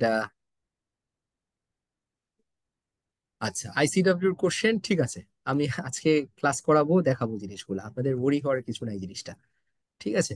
সো যেটা বলছিলাম যে আপনাদের ব্যালেন্স শিট দেওয়া আছে, ইনকাম স্টেটমেন্ট দেওয়া আছে, অ্যান্ড লাস্টে আপনার জন্য কিছু নোটস দেওয়া থাকবে। ওকে, এটা একটা স্ট্যান্ডার্ড সাম, দেখতে সহজ মনে হলো, কয়েকটা জিনিস কভার করে আপনাদের। সো কয়েকটা জিনিস যেটা ধরেন ক্রিটিক্যাল জিনিস সেটাও আমি এখানে নিয়ে আসছি, এই জিনিসটা। ওকে, সো যেটা বলছি যে একটা একটা করে নোটস আমরা দেখি। Depreciation expense, so depreciation expense যদি আপনি 6,000 টাকা চার্জ করেন বিল্ডিং এর জন্য, 3,000 চার্জ করেন ইকুইপমেন্টের জন্য, এই ডেপ্রিসিয়েশন এক্সপেন্স কোথায় থাকে আমাকে বলেন তো students? Income statement sir. Operating Administrative. administrative very expense. Good, ঠিক আছে। এখন আমাকে একটা জিনিস বলেন, যে আমি যখন cash flow from operating activities করব, ডেপ্রিসিয়েশনকে আমি কনসিডার করব কি করব না? করব স্যার। করব স্যার, এটা করবো প্লাস না হবে। স্যার। করবো sir. Good, and I believe আপনারা করব বলতে বোঝাচ্ছেন যে তাকে অ্যাডাপ্ট করে নিতে। আই স্যার হোপ তাকে তো আমরা লেস করব, তাহলে তো কনসিডার করতেছি না, তাকে বের করে দিচ্ছি আমরা এখান থেকে। আচ্ছা ঠিক আছে, তাহলে ওয়েট মানে হোল্ড ইউর থট, আমি আসতেছি একটু পরে একটা একটা করে, ঠিক আছে। আপনাদের কনসেপ্টস নিয়ে আপনারা বসে থাকেন আগে, ঠিক আছে। নাম্বার 2, আগে জিনিসটা বুঝে নি। ওটা তো নন ক্যাশ আইটেম, ওটা তো আমরা রেভিনিউ থেকে হ্যাঁ, বাদ দিয়ে ফেলছি, এই জন্য ওটা অ্যাড ব্যাক করতে হবে। না ঠিক আছে শোভন, আমি এটাই জানতে চাচ্ছি যে একটা সময় আমি একটা এক্সপ্লেন করবো, and each and every one of you must understand যে কেন করছি, ঠিক আছে। নাম্বার 2 হচ্ছে আমি একটা ইকুইপমেন্ট সেল করেছি, সো একটা ইকুইপমেন্ট সেল করলে কি হয় আমার? Outflow sir. আউটফ্লো কি স্যার বলে এগুলা? ইনফ্লো না স্যার। না, আর inflow inflow inflow sir. Inflow investing ঠিক আছে, ইনফ্লো। ক্যাশ ওকে, ইনফ্লো হবে। ঠিক আছে। এখন হচ্ছে কোন অ্যামাউন্টটাকে আমি কনসিডার করব? আমার তো অনেকগুলা ভ্যালু আছে, নেট বুক ভ্যালু আছে, স্যার যে স্যার কস্ট যেটা ক্যাশটা আছে, সেলস পাচ্ছি স্যার ওইটা, ওইটা, যেটা স্যার আমি ক্যাশ প্রফিটটা, টাকা ক্যাশটা পাচ্ছি পাইছি, ওইটা। যে স্যার টাকাটা ভেরি গুড, ক্যাশে সেল প্রফিটটা। করছি। ঠিক আছে। এখন একটা সহজ যদি আপনাকে লিখে দেয় যে সেল করে এত টাকা পাইছেন, তাহলে তো কোনো কথা নাই। আর যদি না বলা থাকে তাহলে কি করতে হবে? একটু কষ্ট করে বের করতে হবে জিনিসটা। ডেপ্রিসিয়েশনটা বাদ দিয়ে টোটাল গেট হবে। অনেক কিছু আছে, অনেক কিছু আছে, অনেক এই পার্টটা আমি বারবার বলি, ক্যাশ ফ্লো স্টেটমেন্টের সবচেয়ে ক্রিটিক্যাল সেগমেন্ট হচ্ছে ফিক্সড অ্যাসেটের আপনার অ্যাডিশন, বা আপনার যেটা সেল করে যে টাকাটা পান, এটা ডিরাইভেশনটা যে পারবে তার ক্যাশ ফ্লোতে আসলে কখনো কোনো প্রবলেম হবে না, based on the current setup আর কি আমাদের। ওকে, আমি দেখাবো জিনিসগুলা, একটা ওয়ার্ক এক্সাম্পল আছে বইতে, সেটাও দেখাবো। নাম্বার 3 হচ্ছে issued 1,10,000 of long term bonds in direct exchange for land. দেখেন খুব নিরীহ একটা জিনিস, বাট এটাতেই এক্স্যাক্টলি এই জায়গাতে স্টুডেন্টরা ভুল করেন, এটা এমসিকিউ তে পর্যন্ত আসে। ওকে, সো আমি যদি ল্যান্ড কিনি, আমাকে খেয়াল করে বলেন, ল্যান্ড যদি ক্যাশ দিয়ে কিনি তাহলে আমার কি হয়? এটা what kind of activities this? এটা আমার ইনভেস্টিং স্যার অ্যাক্টিভিটি হলো, ইনভেস্টিং হবে, ইনভেস্টিং ঠিক আছে। আউটফ্লো। আর যদি বন্ড ইস্যু করতাম তাহলে কি হতো? Sir finance finance. Flow. Very good, তাহলে ইস্যু কিন্তু বলছে কেন এখানে? হ্যাঁ এবারে আমি বলছি, আমি লং টার্ম বন্ড ইস্যু করে আমার কি এক্সপেক্ট করতাম? আমি তো টাকা পেতাম, রাইট? কিন্তু হুম। বন্ড ইস্যু করে I am not receiving any fund. আমি যেটা করছি, আমি ল্যান্ড নিয়ে নিচ্ছি, মানে ল্যান্ড যাকে নিচ্ছি। বন্ড ইস্যু করেছি তার কাছ থেকে আমি ল্যান্ড নিচ্ছি। তাহলে একটা জিনিস খেয়াল করে দেখেন যে এখানে কি কোনো টাকা হাত বদল হয়েছে? না না স্যার স্যার কোনো ক্যাশ আর বদল হচ্ছে তাহলে না কি কোনো স্যার, ক্যাশ মানে আমার নো, ইনভেস্টিং ফাইন্যান্সিং কোনোটাতেই কি হবে cash flow? No sir, no হবে স্যার। না sir. That is the most important thing. এটাকে আমরা নন ক্যাশ ট্রানজেকশন বলি গুলাকে। সো খেয়াল করবেন নন ক্যাশ ট্রানজেকশন আপনাদের জন্য ওয়েট করে বসে আছে। ওকে, আসবে এই টাইপের জিনিস। Number 4, a building costing 1,20,000 was purchase for cash, সহজে বলে দিছে। তার মানে এটা ইনভেস্টিং অ্যাক্টিভিটিজে আউটফ্লো হয়েছে, টাকা দিয়ে কিনছি আমরা। তারপর equipment costing 25,000 was also purchased for cash, স্পষ্ট বলে দেওয়া। সো এটা হচ্ছে যদি এক্সামে আপনাকে সহজ করে বলে দেয়, বাট অনেক সময় এভাবে বলবে না। আপনাকে কি করতে হবে, যে ফিক্সড অ্যাসেটের যে ব্যালেন্স মুভমেন্ট হয়েছে, আগে ছিল কস্ট 100, এখন হয়ে গেছে আপনার 150, তখন আপনাকে দেখতে হবে যে এই গ্যাপটাই কি আমার কি বলবো পারচেজ কিনা, নিউ এডিশন কিনা। তারপর আবার ওটাও খেয়াল করতে হবে যে আমি যে 100 থেকে যে আমি 150 হলো, তার মধ্যে কি আমি বাকিতে কিনেছি নাকি ক্যাশে কিনেছি। যদি দেখা গেল যে ইনক্রিজ হয়েছে 50 কিন্তু ক্যাশে হয়েছে আমার 30, ঠিক আছে, তাহলে আপনি অনলি 30 টাকাকে আপনি এখানে কিন্তু নিয়ে আসবেন cash outflow from purchase of fixed asset. আমার স্যার কথাটা কি এর ধরতে থেকে তো পারছেন? বিক্রিও হতে পারে, বিক্রিও হতে পারে স্যার। বোথ ওয়েজ, আমি তো এক সাইডটা বলছি আগে আপনাদেরকে, সেলও হতে পারে, সেল করেছি। বা ওই যে বললাম যে 100 থেকে যে 50 আপনি দেখছেন, অনেক সময় দেখে আপনি মনে করবেন এটা ইনক্রিজ হলো, বাট এরকমও তো হতে পারে যে 100 থেকে 50 ইনক্রিজ আমি দেখছি, কিন্তু এখানে আগে সে 20 টাকার অ্যাসেট সেলও হয়ে গেছে, ঠিক আছে, তাইলে আমার অ্যাডিশন হয়েছে কত, 70।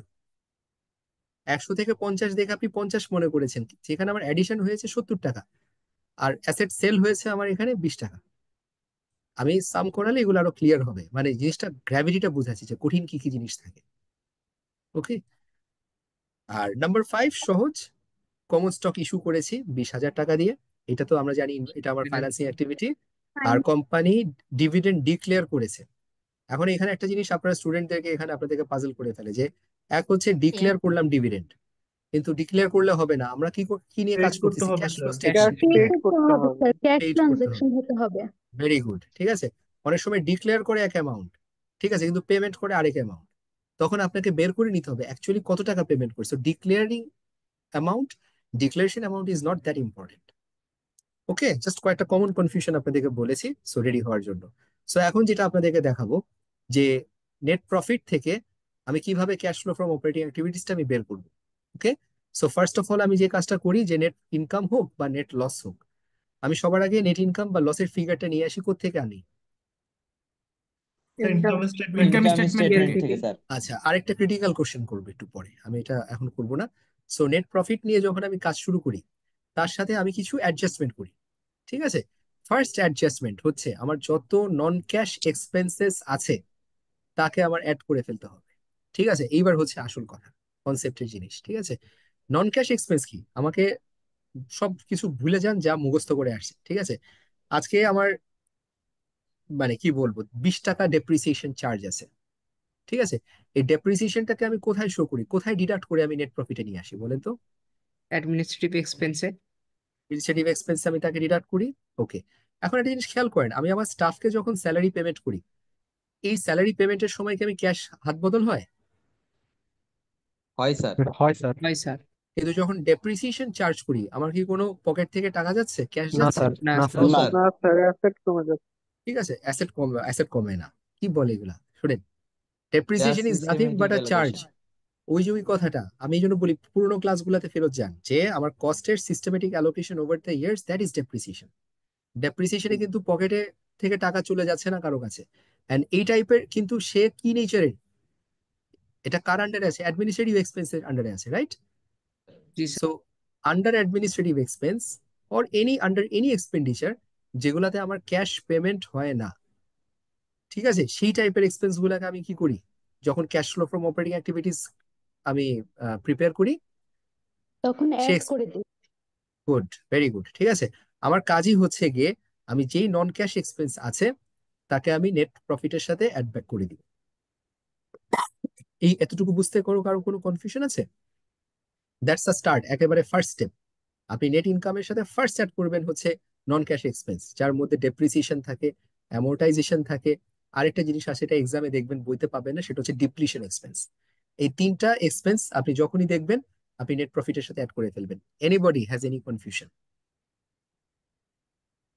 স্যার স্যার এখানে লাস্ট নেট আপনি ইনকাম আর বললেন লস হচ্ছে যে থার্ড একদম বাই টোটাল ইন্টারেস্ট এবং ট্যাক্স বাদ দেওয়ার পর যে ইনকামটা থাকবে ওইটাই। হ্যাঁ, আমি ওটাতে আসছি। আপনি নিতে পারেন, আপনার অপশন আছে। আপনি প্রফিট বিফোর ট্যাক্সও নিতে পারেন, ঠিক আছে, প্রফিট আফটার ট্যাক্সও নিতে পারেন, প্রফিট বিফোর ইন্টারেস্ট এন্ড ট্যাক্সও নিতে পারেন। But most important question is যে কোনটা হলে আমার জন্য সবচেয়ে ভালো, ঠিক আছে, বা কোনটা আপনাকে এক্সামে দেওয়া আছে। কারণ আমি বলি আপনার চয়েস থাকবে না। আপনি যখন এক্সামে আপনাকে এমসিকিউটা মানে সিনারিও বেসড কোশ্চেন দেওয়া থাকবে, সে কিন্তু প্রফিটের নাম বলেই কিন্তু সে গ্যাপ দিয়ে শুরু করবে। সো সে যদি আপনাকে বলে যে profit before tax, profit after tax, or profit before interest and tax, তখন সেটা নিয়েই কাজ করতে হবে। And that is why the concepts have become extremely important, যে কোনটা নিয়ে শুরু করলে কিভাবে আমার ইম্প্যাক্ট হয়। আমি সেটাতে আস্তে আস্তে আসছি।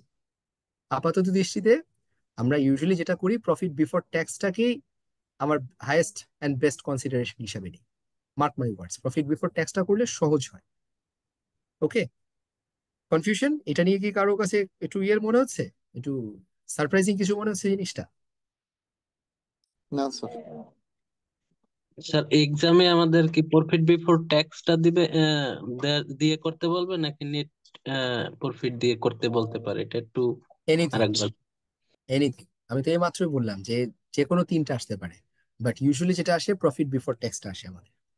Sir okay, profit after tax দিলে তো ট্যাক্সের টাকাটা আমরা যোগ করে দিব। প্রফিট আফটার ট্যাক্স হলে আগে ট্যাক্সের টাকাকে যোগ করে তারপর আমি অ্যাডজাস্টমেন্টে নাম, ঠিক আছে। একটু পরের এক্সাম্পলে আমি আপনাদেরকে জিনিসগুলো দেখাবো। ওকে, আপনারা পেয়ে যাবেন, মানে ট্রিটমেন্ট কোনটা হলে কি হবে সেটা জানলেই তো হলো আপনাদের, মানে তখন তার টেনশনের কিছু নাই। ওকে, সো প্রথমত নন ক্যাশ এক্সপেন্স সব অ্যাড করে দিব। কারো কোনো কোশ্চেন ছিল?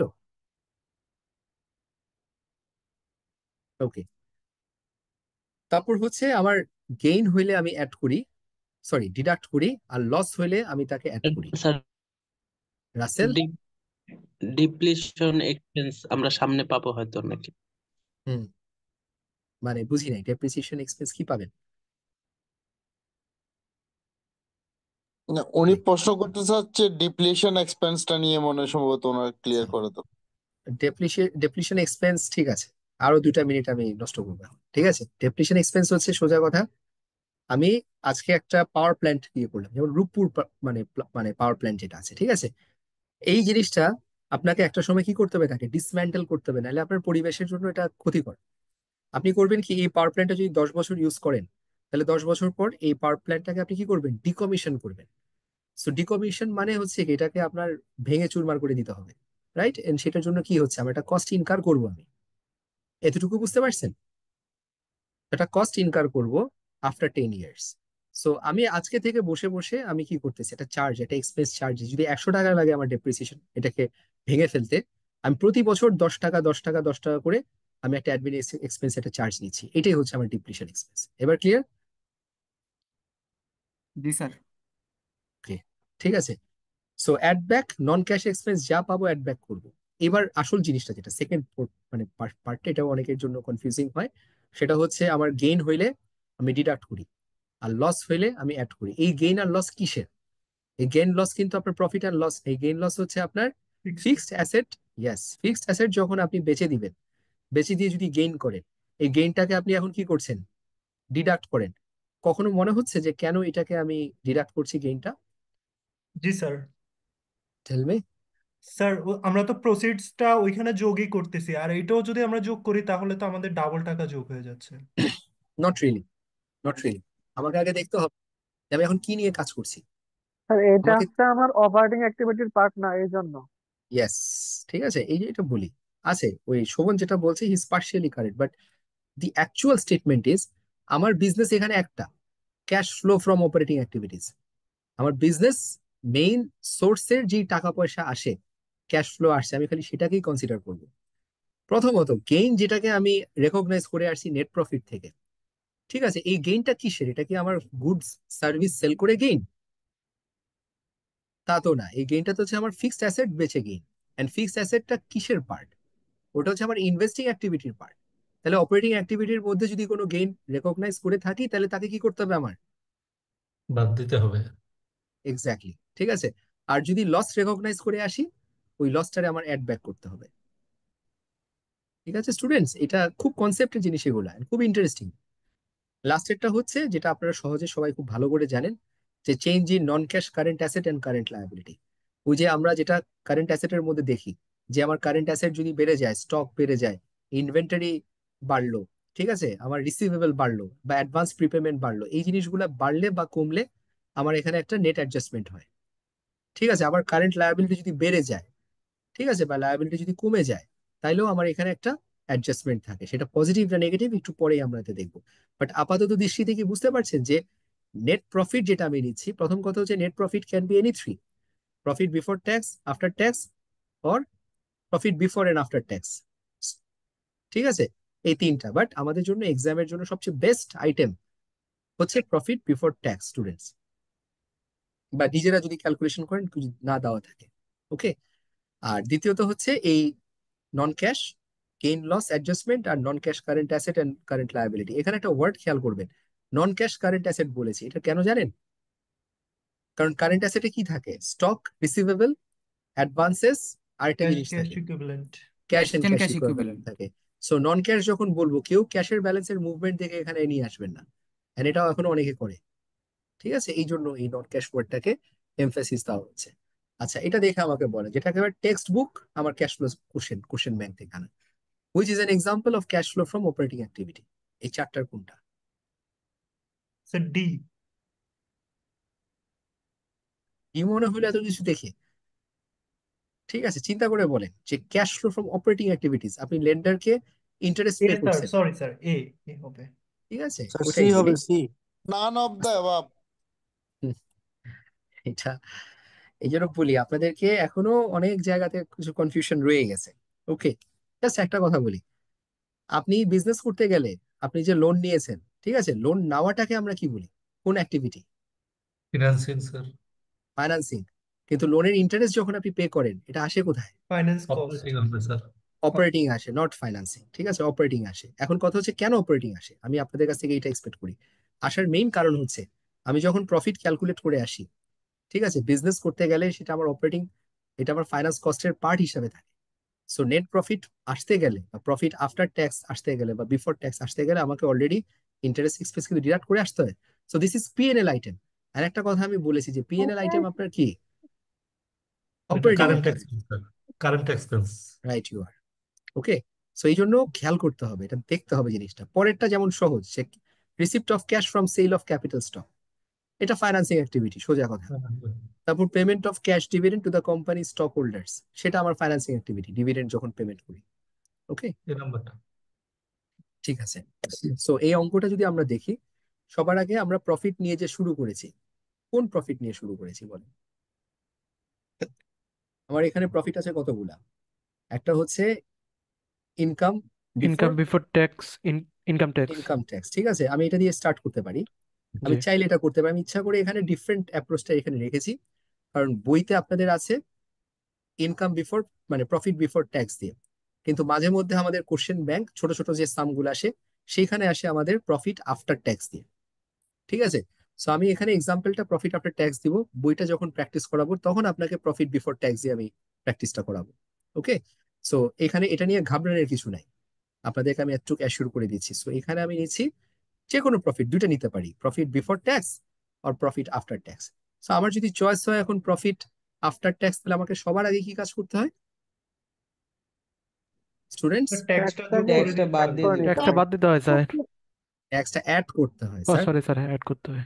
ট্যাক্সটা অ্যাড করে নিতে হয়। ঠিক আছে, আমি এটাই দেখাবো আপনাদেরকে, আমি ওটাতে আসবো ট্যাক্সের অ্যাডজাস্টমেন্ট, বাট আগে একটু দেখাই নি জিনিসটা। ওকে, যে প্রথমে কি বলেছি, ডেপ্রিসিয়েশন যদি থাকে, ডেপ্রিসিয়েশন আমি কোথায় পেয়েছি? নোটসে পেয়েছি। নোটসে। ঠিক আছে, সো ডেপ্রিসিয়েশন আমি সবার আগে নেট ইনকামের সাথে কি করব? অ্যাড করবো অ্যাড স্যার। অ্যাড করব। কারো ডাউট আছে? No sir. গুড, ঠিক আছে। এইবার আমি যে একটা ইকুইপমেন্ট সেল করেছি, ইকুইপমেন্ট সেল করে যদি আমি গেইন করতাম, তাহলে সেটা প্রফিটের সাথে আমার কি হতো? যোগ হইতো। ডিডাক্ট হইতো স্যার। ডিডাক্ট ডিডাক্ট হইতো। হতো স্যার, মাইনাস। না না, গেইন মাইনাস হলে হবে। মাইনাস হবে স্যার। শুনেন, একটা কথা আবার বলি, আপনি গেইন করছেন যে, এটা কি আপনার নেট প্রফিটের মধ্যে অলরেডি ঢুকে বসে আছে না, নেট জি ইনকামের সাথে? জি স্যার, জি ঠিক স্যার। আছে, এখন আপনার কাজ কি? Cash flow from operating activities বের করবেন। So cash flow from operating activities এর মধ্যে যদি আপনার ফিক্সড অ্যাসেট বেচে যদি কোনো গেইন করে থাকেন, সেটা থাকার তো কোনো দরকার নাই। দরকার নেই। জি স্যার। দ্যাটস ওয়াই আমি তাকে এই গেইনটাকে ডিডাক্ট করি। আর যদি লস থাকে তাকে আমি অ্যাড ব্যাক করি। কারণ কি জানেন? কারণ এই লসটা আমার নেট প্রফিট থেকে ডিডাক্ট হয়ে আসছে অলরেডি। দ্যাটস ওয়াই আমি তাকে এখন এসে আমি অ্যাড ব্যাক করছি। সো লস হলে আই অ্যাড ব্যাক, গেইন হলে আই ডিডাক্ট। এটা নিয়ে কারো কোনো ডাউট আছে স্টুডেন্টস? ও স্যার, ঠিক আছে, আস্তে আস্তে স্যার জিনিসগুলো এখানে বোঝার চেষ্টা করেন। হ্যাঁ, এখানে স্যার লসের বিষয়টা স্যার বুঝি নাই, যে গেইন করলে ডিডাক্ট করব কিন্তু লস করলে আবার অ্যাড করার প্রয়োজন নেই, এটা কি? ওই হিসাবে আচ্ছা, তো উল্টোটা হয়, ভাইস ভার্সা। না ঠিক আছে, ওটা ওটা ওই বুঝি, ওটা সমস্যা নাই, এটা হয়। ফার্স্ট অফ অল আমাকে দেখতে হবে যে মনির, আপনি আমাকে বলেন যে নেট ইনকাম যেটা আপনি নিয়ে আসছেন, আপনি যখন লস করেছিলেন এই ইকুইপমেন্ট সেলের লসটাকে কি করছেন? এই যে ব্যালেন্স শিটের দিকে তাকান, ইনকাম স্টেটমেন্টের দিকে তাকান, যে লস করেছেন ইকুইপমেন্ট সেলে 3,000 টাকা, আপনি যে নেট ইনকামটা বের করেছেন, এই নেট ইনকামে আসতে গেলে এই লসটাকে কি করেছেন? বিয়োগ করেছি। ডিডাক্ট করছেন। ঠিক আছে, এখন কথা হচ্ছে আপনার এই প্রফিটটা যেটা নিয়ে আপনি কাজ করতেছেন 1,45,000, এই প্রফিটটা কি হয়েছে আপনার? কমে গেছে না জি স্যার। এই লসের কারণে? ঠিক আছে, আপনাকে এখন কি বের করতে বলছি? যে cash flow from operating. Operating operating. So operating অ্যাক্টিভিটিসে থাকবে অনলি আমার মেইন গুডস কেনা বেচা করে, স্টাফের স্যালারি দিয়ে, ইন্টারেস্ট পেমেন্ট করে, ট্যাক্সের টাকা দিয়ে, এই জিনিসগুলোই তো আমার থাকবে, এর বাইরে কিছু থাকবে? না স্যার। ঠিক আছে, এখন আমি ফিক্সড অ্যাসেট বেচে যে টাকাটা পাচ্ছি বা গেইন বা লস করছি, এটা কিসের পার্ট? এটা এটা হচ্ছে Financing fixed activity. Asset, investing activities.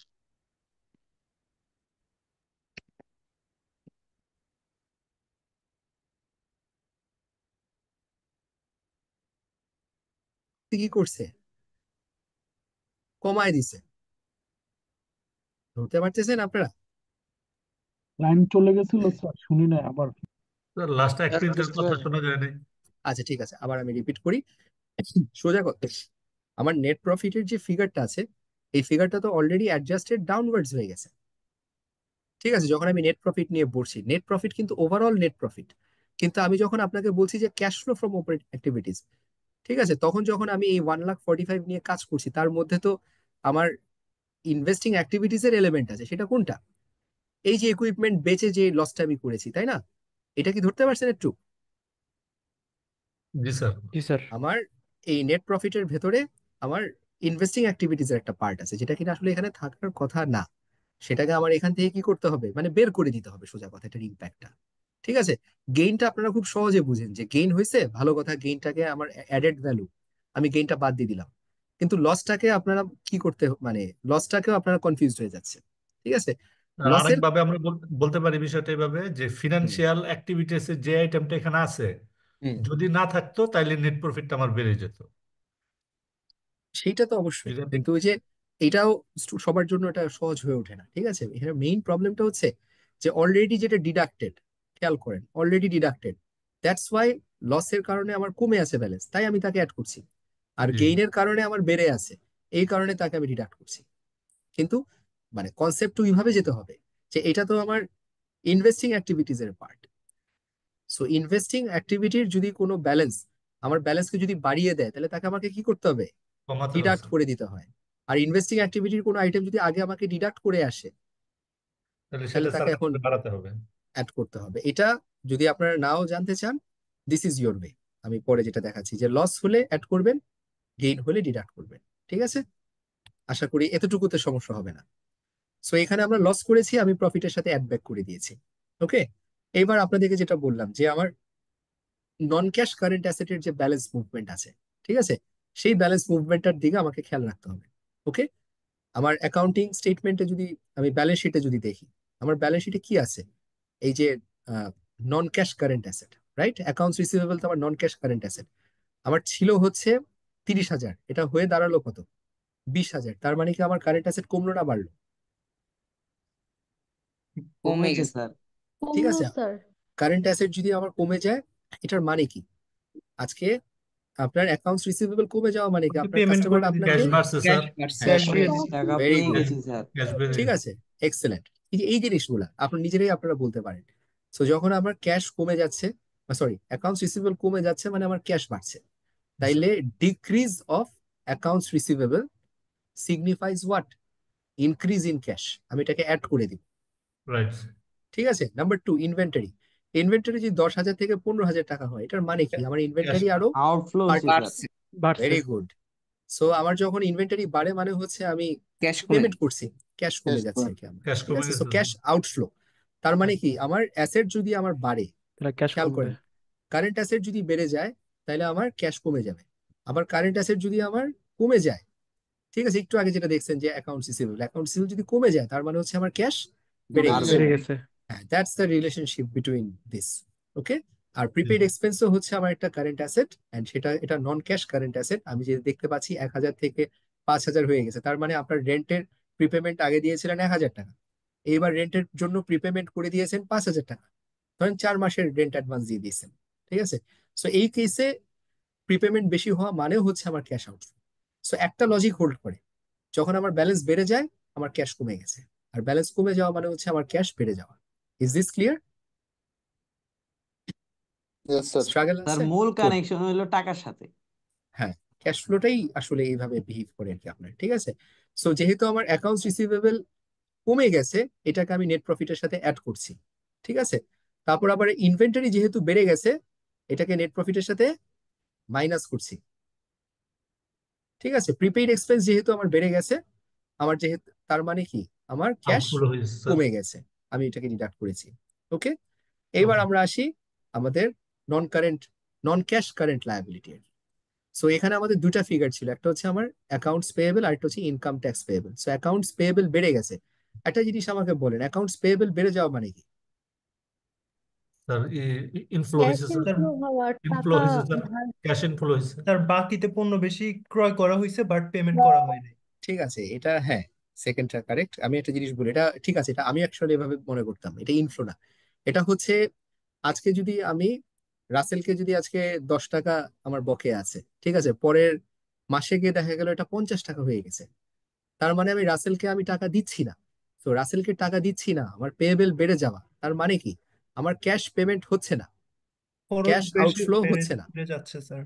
ঠিক আছে। আমার দায় বাড়ছে কিন্তু আমার পেমেন্ট যাচ্ছে না। সো পেমেন্ট না হওয়াটা, এটাকে আমার ক্যাশ পজিশনকে কি করে বেড়ে যায়। আমি টাকা দিলে তো চলে যেত ক্যাশ, কিন্তু যেহেতু আমার টাকা যাচ্ছে না, টাকা কমছে না, আমি দায় বাড়ছে, তখন আমার ক্যাশ পজিশন কি বেটার হচ্ছে না খারাপ হচ্ছে? খারাপ হচ্ছে বেটার স্যার। হচ্ছে। অবশ্যই স্যার বেটার। বেটার হচ্ছে। ক্যাশ স্যার পজিশন আমি তো বেটার হচ্ছে। স্যার আমি আমি আরেক ভাবে চিন্তা করি, এটা কি হ্যাঁ, রাইট? আমি চিন্তা করি স্যার যে কস্ট বাড়তেছে ওই জন্য হচ্ছে আমাদের প্রফিট কমে যাচ্ছে। তো যেহেতু এটা নন ক্যাশ, ওইটার কারণে প্রফিট কমতেছে, দেন আমরা অ্যাড করে দেই আর হচ্ছে স্যার এটা বেড়ে যায় আর কি। কেন ইমতিয়াজ? এটা এটা কোনোভাবেই হলো না, এক রেজাল্ট এক, আপনার আউটপুট একই হবে, কিন্তু কথা হচ্ছে this is not the thought, ঠিক আছে। এটা কথা হচ্ছে আমি পকেটে টাকা নিয়ে বসে আছি, আপনাদের সাথে আমার দায় আছে, আমি টাকা দিচ্ছি না, তার মানে আমার পকেটে ক্যাশ আছে না, এইটাই। সো মানে ডিউ বাড়তেছে, পকেটে ক্যাশ রয়ে গেছে আমার, cash position is better. So liability বাড়লে আমার ক্যাশ পজিশন বাড়ে, and on the other hand আমার লায়াবিলিটি কমে যাওয়া মানে কি, আমি তো পকেটের টাকা দিয়ে তো আমি সেটেল করে দিচ্ছি আপনাদের ডিউ গুলা, ইয়েস স্যার, আউটফ্লো হচ্ছে। আউটফ্লো হচ্ছে। ওকে, মানে মোটামুটি লজিকটা কি হোল্ড করে আপনাদের? এখানে অ্যাকাউন্টস পেয়েবল ইনক্রিজ হয়েছে, I am adding this to my profit, মানে ক্যাশ পজিশন ভালো হচ্ছে। আর লায়াবিলিটি কমে যাচ্ছে মানে কি আমি সেটেল করে দিচ্ছি, আমার ক্যাশ পজিশন খারাপ হচ্ছে। ওকে, সো এই হচ্ছে আমাদের net cash provided by operating activities. আর আপনাদেরকে যদি সহজ করে যদি দেখাতে চাই, এই চার্টটা একটু মনে রাখবেন কাইন্ড, ঠিক আছে। যে আমি যে নেট প্রফিট নিয়ে চার্জ মানে কাজ শুরু করব, আমাকে সবার আগে কি করতে হবে, নন ক্যাশ চার্জ আমরা কি করি, ডেপ্রিসিয়েশন অ্যামোর্টাইজেশন থাকলে আমরা তাকে অ্যাড করে দিই, স্যার গেইন যদি হয় আমি তাকে ডিডাক্ট করে দেই। ডিডাক্ট করি, লস হলে আই অ্যাড দিস, অ্যাড করি। ঠিক আছে। কারেন্ট অ্যাসেট ইনক্রিজ হলে আমি ডিডাক্ট করি, ডিক্রিজ হলে আমি অ্যাড করি। আর আরে কারেন্ট লায়াবিলিটি যদি বেড়ে যায় তাহলে আমি অ্যাড করি, কারেন্ট লায়াবিলিটি কমে গেলে আই ডিডাক্ট দিস। এই টেবিলটা যদি মনে রাখেন, দিস উইল হেল্প ইউ। ওকে, এটা একটা ওয়ার্ক এক্সাম্পল, খুব ইন্টারেস্টিং জিনিস ছিল, এটা সময় নষ্ট হবে আসলে আপনাদের এখানে, ঠিক আছে।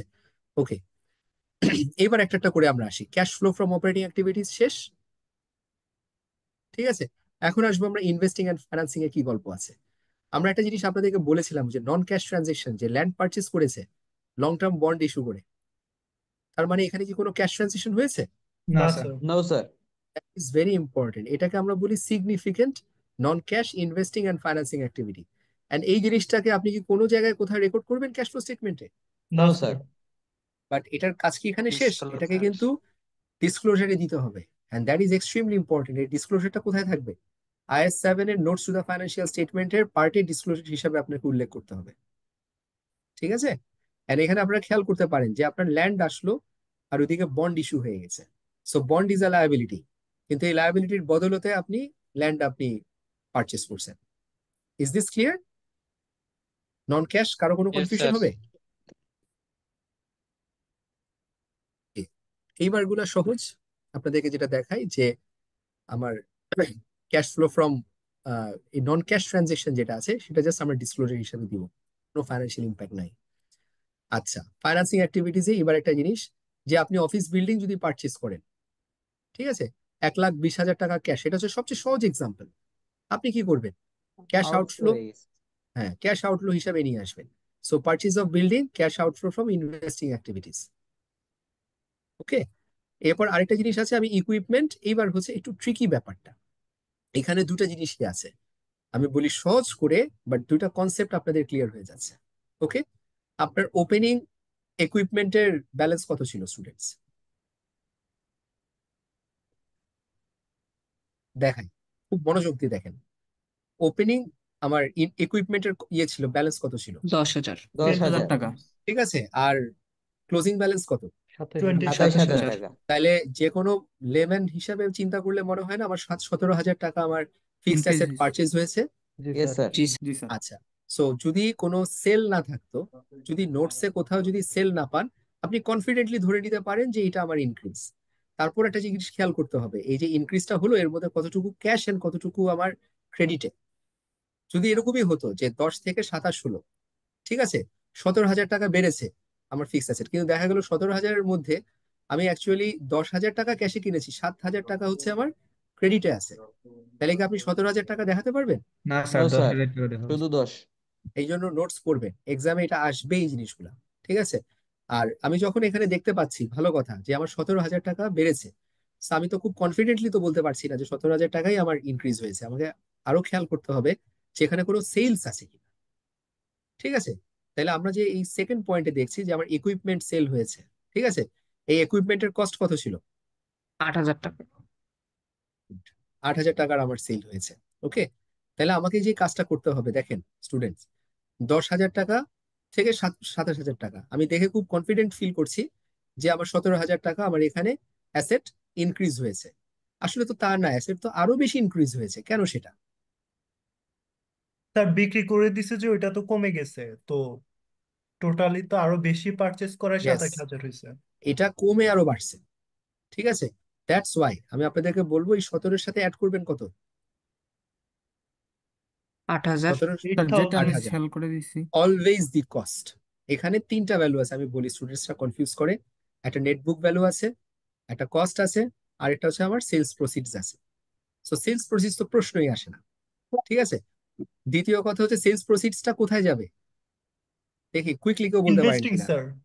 ইনভেস্টিং এর কি হিসাবে আসবে? Inflow sir. Cash inflow from investing activities হিসাবে আসবে, বা সেলস প্রসিডস ফ্রম ইকুইপমেন্ট, সেইটা আসবে হচ্ছে আমার সেলস প্রসিড। ঠিক আছে, কিন্তু যখন আমি ফিক্সড অ্যাসেট পারচেজ নিয়ে কাজ করব, অ্যাডিশনাল পারচেজ নিয়ে কাজ করব, তখন আমার জন্য কিন্তু book value is not my consideration, my consideration is cost. Cost. Cost. ঠিক আছে, তাহলে 17,000 প্লাস 8,000 দিলে আমি পেয়ে যাব। আর এখানে আমি আপনাদেরকে টি অ্যাকাউন্ট দিয়ে বোঝানোর চেষ্টা করছি, কারণ অ্যাকাউন্টিং কনসেপ্ট ল্যাঙ্গুয়েজ তো এটাই। আপনারা যেটা দেখবেন যে ইকুইপমেন্ট খেয়াল করে দেখেন যে 10,000 ছিল ওপেনিং ব্যালেন্স, এটা ডেবিট ব্যালেন্স। ওকে, তারপর আমার এখানে ক্লোজিং ব্যালেন্স আমি দেখতে পাচ্ছি 27,000 টাকা। ক্লোজিং ব্যালেন্সটা হয়তো আপনারা রাইট হ্যান্ড সাইডে দেখলে আপনাদের জন্য সহজ মনে হতো। মিউট করেন প্লিজ আপনারা। দীপ্ত ওকে, বড়ুয়া আপনি করেন। সেকেন্ড আমি মিউট করে দিই। ওকে, ঠিক আছে। সো যেটা বলছি আপনাদের, যে আমাকে যেটা দেখতে হবে যে ওপেনিং ব্যালেন্স এন্ড ক্লোজিং ব্যালেন্সের মধ্যে যে গ্যাপটা আছে, দ্যাট ইজ নট এভরিথিং। আমি যদি সেল করে থাকি সেটা কিন্তু আমার ক্রেডিট সাইডে বসবে।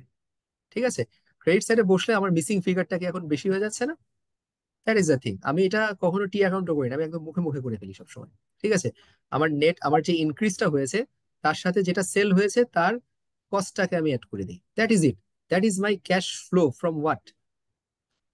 Cash outflow for purchase of equipment. Confusion আছে স্টুডেন্টসদের? No sir. Sir yes, Shanto. Sir এখানে হলো স্যার এই যে এই বছর যে এডিশনটা হয়েছে ওইটাই কি হুম, ক্যাশ ফ্লোতে আসবে? অবশ্যই ক্যাশ ফ্লো স্টেটমেন্ট তো পুরা আমার কারেন্ট পিরিয়ডের জন্য only, ঠিক আছে? আগের কোনো কিছু উইল নট বি কনসিডার।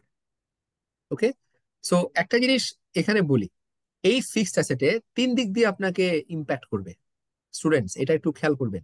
একটা হচ্ছে ক্যাশ ফ্লো, যখন আমি আমি যখন সেল করছি তখন আমার একটা সেলস প্রসিড আসতেছে। আমি যখন পারচেজ করতেছি তখন আমি একটা পেমেন্ট করতেছি, কস্ট আছে। আবার একটা হচ্ছে যখন আমি সেল করেছি, সেল করলে কিন্তু হয় আমার গেইন হয় না লস হয়। ক্লিয়ার গেইন হয় স্টুডেন্টস স্যার, আপনাদের? Gain gain gain loss sir. দুটাই, যেটাই হতে পারে আপনার, ঠিক আছে? এখন যদি গেইন হয় তাহলে আমি তাকে কি করি? অপারেটিং প্রফিটের সাথে। থেকে অপারেটিং ডিডাক্ট থেকে করি, ডিডাক্ট করি। গুড। লস হইলে আমি আমি এটাকে অ্যাড করি। অ্যাড করে এখন দিই। আমাকে এটা খেয়াল রাখতে হবে যে এই যে গেইন বা লস করলেন, এইটা কি cash flow from investing activities এর কোথাও শো করেন না করেন না? No sir. গুড। এখন দেখেন অনেক স্টুডেন্ট আছে এই লসটাকে এখানে অ্যাড করে আবার এটাকে এখানে নিয়ে আসে cash flow from investing activities. সোজা কথা, আপনি কি নিয়ে ডিল করতেছেন যে ক্যাশ কত আসলো আর ক্যাশ কত গেল? আপনি যখন পারচেস করছেন তখন হচ্ছে যত টাকা কস্ট পেমেন্ট করছেন সেইটা আসলো, আউটফ্লো। আপনি যখন বেচলেন যত টাকা আপনি ক্যাশ পাচ্ছেন, that is your inflow. Okay, so আপনার লস না গেইন করলেন এটা কখনো ইনভেস্টিং অ্যাক্টিভিটিজ এর কোনো হেডারে এখানে আসে না, আসার কোনো দরকার নেই। অনলি রিজন এই লসটা আমার উপরে এসেছে কেন, cash flow from operating activities, আমি জাস্ট এটাকে অ্যাড ব্যাক করে দিয়েছি লসটাকে, আর কিছু না। Confusion anybody? No. Sir yes. Sir sorry sir, আমার একটা কল আসছিল আর কি। স্যার এই যে এবছর স্যার যে আমি যদি স্থায়ী সম্পত্তি কোনো কিছু ক্রয় করি, এখানে কি হুম, স্যার নতুন যে যতটুকু ক্রয় করছি অতটুকু আসবে ক্যাশ ফ্লোতে নাকি পুরোটা আসবে? এটা স্যার একটু কনফিউশন ছিল আমার। Only the increment amount. 100 থেকে যদি 200 হয় তাহলে আপনার খালি 100 আসবে, 100 থেকে যদি 120 হয় তাহলে খালি 20 আসবে, ঠিক আছে? নট 200 বা নট 100 বা অন্য কোনো অ্যামাউন্ট না, অনলি যেটা ইনক্রিজ হয়েছে সেটা। মানে স্যার এই বছর আমি যেটা পারচেস করছি এটা স্যার। অনলি কারেন্ট ইয়ারের পারচেসটা আসবে। ক্লিয়ার? এটাতে কোনো ডাউট থাকার জিনিস নাই। এডিশন যতটুকু হলো ততটুকুই আমার আসবে। হ্যাঁ, জি স্যার, ধন্যবাদ স্যার। ওকে। সো এবার হচ্ছে আমি শেয়ার ইস্যু করছি, তো শেয়ার ইস্যু করলে একটু অ্যালার্ট হবেন, আপনাদেরকে এক্সাম এটা আসবে। যদি আজকে বোনাস শেয়ার ইস্যু করতেন তাহলে কোনো ক্যাশ ইনফ্লো হতো? No sir, no sir. ডিসক্লোজারে নো দেখাই স্যার। দিতাম। Very good, very good. এটা আপনার এটা ডিসক্লোজারে আপনাকে শেয়ার করতে হতো। বাট যদি আমি আজকে শেয়ার ইস্যু করি থ্রু ক্যাশ, তাইলে যত টাকা আমি তুলেছি তত টাকা আমার কি আসবে? Cash inflow from financing activities হিসাবে আসবে। তাহলে আমার এখানে ওপেনিং শেয়ার ছিল 50,000 টাকা, আমি 20,000 টাকা শেয়ার ইস্যু করেছি, ঠিক আছে? 20,000 টাকায় আমি পেয়েছি, তাহলে cash inflow from financing activities হিসাবে ফাইন্যান্সিং এটা আমার নোটেড অ্যাক্টিভিটিস। হবে আর কি আমার। ওকে, আচ্ছা এবার বলি, ডিভিডেন্ড নিয়ে আপনাদের কিছু মানে ঝামেলা হয়, ঠিক আছে? ডিভিডেন্ড বের করার রাস্তা খুব সহজ। আপনার রিটেন আর্নিংস এর ব্যালেন্স আছে না, ওপেনিং এন্ড ক্লোজিং? জি স্যার। আচ্ছা, কোথায় পান এটা? তাহলে ব্যালেন্স শিটে, ব্যালেন্স ভেরি শিটে। গুড। ইকুইটি। তাহলে ব্যালেন্স শিটে থেকে আপনি টি অ্যাকাউন্ট করে রিটেন আর্নিংস এর ওপেনিং এন্ড ক্লোজিং ব্যালেন্স নেবেন, ভালো কথা। এবার বলি, রিটেন আর্নিংস এর যে আপনার ইনকামটা হয় বা রিটেন আর্নিংস এর যে ইনক্রিজটা হয় সেটা কেন হয়? স্যার ইনকাম প্রফিটের কারণে। প্রফিট হলে। এবার প্রফিট এবার হলে আরেকটা কঠিন কোশ্চেন করি, যে কোন প্রফিট? প্রফিট তো তিনটা, sir net operating. Profit sir. Net profit, এটা আফটার বিফোর, আফটার এটা তো হলো না, প্রফিট। আফটার আফটার ঠিক আছে? ট্যাক্স। রাইট, এটা students this is for all of you. And এই জায়গাতে মিস্টেক করে আপনার সর্বশেষ মার্কস হারান, মার্কস তো হারাতেই থাকেন, তারপর লাস্টে এখানেও ভুল করে আসেন শেষমেশ, ঠিক আছে? যে রিটেন আর্নিংস যে আমার বাড়ে, কোন প্রফিট দিয়ে বাড়ে? That is the profit after after tax. Tax. এই এটা তো জায়গাতে যদি এক্সামে ভুল করেন, দেওয়াই থাকবে না। হ্যাঁ বের করতে হবে, ঠিক আছে? এন্ড না, প্রফিট আফটার ট্যাক্স এক্সামে দেওয়া থাকবে। আমি বলি আচ্ছা আপনাকে ইনকাম স্টেটমেন্ট যেটা দেওয়া থাকবে, income statement is very thorough আপনার, যেটা দেওয়া থাকবে। Okay, at least cash flow statement নিয়ে যখন করবেন, আপনার চয়েস হচ্ছে আপনি কি প্রফিট বিফোর ট্যাক্স না আফটার ট্যাক্স নিয়ে অঙ্ক করছেন, এটা এক জিনিস। কিন্তু ওই জিনিস থাকবে, কিন্তু আপনাদের এখানে আমাদের পিক করতে ভুল করি আমরা। আমরা দেখা যাচ্ছে প্রফিট বিফোর ট্যাক্স দিয়ে 80% স্টুডেন্টদের এই মিস্টেকটা করে। ওকে, যাক এটা গেল। তাহলে রিটেন আর্নিং বাড়ে হচ্ছে আমার প্রফিট বাড়লে আফটার ট্যাক্স দিয়ে আর কি, ঠিক আছে? প্রফিট যেটা দিয়ে হয়। আর আমার রিটেন আর্নিং কমে কি দিয়ে? স্যার ওইখানে যদি ডিভিডেন্ড মাইনাস দিলে ফিগারে থাকে, বা লস হইলে। Yes, লস হইলে আর কি। এটাও ভুলে যান না, লসও হয়। সো লস হলে আমার রিটেন আর্নিং কমতে পারে। আর রিটেন আর্নিংটা সহজাত ভাবে কমে হচ্ছে আমার ডিভিডেন্ড দিয়ে। ওকে, আরেকটা জিনিস দিয়ে কমে রিটেন আর্নিং, সেটা কি? স্যার ওই যে শেয়ার প্রিমিয়াম। স্যার নতুন share issue, bonus share issue bonus করলে শেয়ার ইস্যু, তখন যদি প্রিমিয়াম না থাকে তখন রিটার্ন আর্নিংস পেয়ে যাবে। কারেক্ট। সো অঙ্কতে যদি আপনাদের কখনো এটা ছোট ছোট সাম আসবে, এই আমাদের বইতেও আছে যে বোনাস ইস্যু হয়েছে, ভালো কথা, ঠিক আছে, আপনার নেট ইনকামও দেওয়া আছে, আপনার ওপেনিং ক্লোজিং ব্যালেন্স দেওয়া আছে, আপনাকে ডিভিডেন্ড বের করতে হবে, তাহলে জাস্ট এই টি অ্যাকাউন্ট দিয়ে এটাকে সলিউশন করে বের করে নিয়ে আসতে হবে আপনাদের। ওকে, বোনাস ইস্যু হলে রিটার্ন আর্নিং এর ডেবিট সাইডে বোনাস ইস্যুর অ্যামাউন্টটাও দেওয়া থাকতো। সো বোনাস ইস্যু যদি দেওয়া থাকতো তাহলে আপনার ডিভিডেন্ডের পরিমাণ কি কমতো না বাড়তো? মানে আপনার ডিভিডেন্ডের পরিমাণ বাড়তো না কমতো? চিন্তা করে বলেন। কমতো আরো ডিভিডেন্ড। আরো কমে যেত। কমে যেত না স্যার? শেয়ার হয়ে Yes. যাইতো তখন স্যার।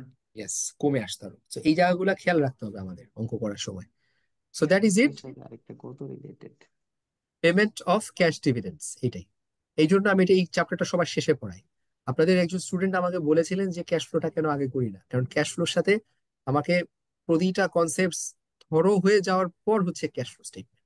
ওকে, আমি বলি যে আজকের ক্লাসটা করে ক্লোজ করে দেন আপনারা, there is no problem, but আপনারা যদি ধরেন মানে এই চ্যাপ্টারটা যদি বাকি রাখেন, এটা অনেক ভোগাবে আপনাদেরকে। ওকে, আর নেট চেঞ্জ ইন ক্যাশ হচ্ছে আমার ওপেনিং এর সাথে ক্লোজিং এর যে গ্যাপটা আছে, ঠিক আছে, এই গ্যাপটার সবসময় আমার নেট চেঞ্জ ইন ক্যাশ যেটা আছে, এই যে নেট ইনক্রিজ বা ডিক্রিজ ইন ক্যাশ, এই গ্যাপটার সাথে আমার মিলে যাবে। যেমন আমরা এখানে দেখতে পাচ্ছি যে আমার ওপেনিং ব্যালেন্স ছিল কত, 33,000 টাকা, ক্লোজিং ব্যালেন্স ক্যাশ কত, 55,000 টাকা। আরেকটা নোট বলি, এক্সামে কিন্তু ক্যাশ এন্ড ক্যাশ ইকুইভ্যালেন্ট বলা থাকবে, ঠিক আছে। So cash and cash equivalent গুলাকে দুটাকে অ্যাড করেই কিন্তু আপনাকে ওপেনিং এন্ড ক্লোজিং ব্যালেন্স নিতে হবে। কোনো একটা বাদ দিয়ে হিসাব করবেন, ডিফারেন্স মিলায় দেখবেন হচ্ছে না, আবার উল্টাপাল্টা করে আসবেন। Don't do that. ওকে, এটা একটু আপনাদের জন্য important. So I think this is it. Sir এটা গেল এক্সামে হচ্ছে, কি কোশ্চেন গুলা এই টাইপেরই আসে না আরো এটাকে জটিল করে? যেমন আমরা ওই যে আইসিডব্লিউ এর কোশ্চেন ব্যাংকে দেখছি অনেক জটিল করে করা। ওর থেকে কম, এর থেকে হার্ডার, ঠিক আছে, বাট এটা হচ্ছে কনসেপ্টস এর জন্য আপনাদের ইম্পর্টেন্ট। ওকে, স্যার যদি বাট কোনো কোম্পানি যখন এফডিআর এ যখন ইনভেস্ট করে স্যার, তখন এটা তো একরকম ইনভেস্টিং ধরতে পারি আবার অপারেটিং ও ধরতে পারি কি স্যার? আপনি যদি এফডিআর ইনভেস্ট করেন, এফডিআর আপনার তো বিজনেস, আপনার ব্যবসা কি খালি এফডিআর ইনভেস্ট করা? আমাকে বলেন তো। No sir. তাইলে আপনার জন্য এটা কি হবে? এটা ইনভেস্টিং অ্যাক্টিভিটি।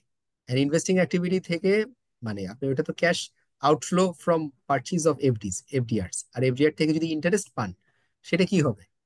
এটা আমার, না না না না, হোল্ড অন, আমি ওইগুলাতেই যাবো আস্তে আস্তে আপনাদের কাছে, ঠিক আছে। এটা কিছু ঝামেলা আছে, ওই যে বললাম না যে এর থেকে হার্ডার, বাট অত হার্ডও না যেটা ওখানে আছে। সেটা হচ্ছে যে খেয়াল করেন, আমি যখন আজকে ব্যাংকের থেকে লোন নিয়েছি, সেটা কি হয়? আমার ফাইন্যান্সিং অ্যাক্টিভিটি, কিন্তু তার যে ইন্টারেস্টটা দেই সেটা কিসে থাকে?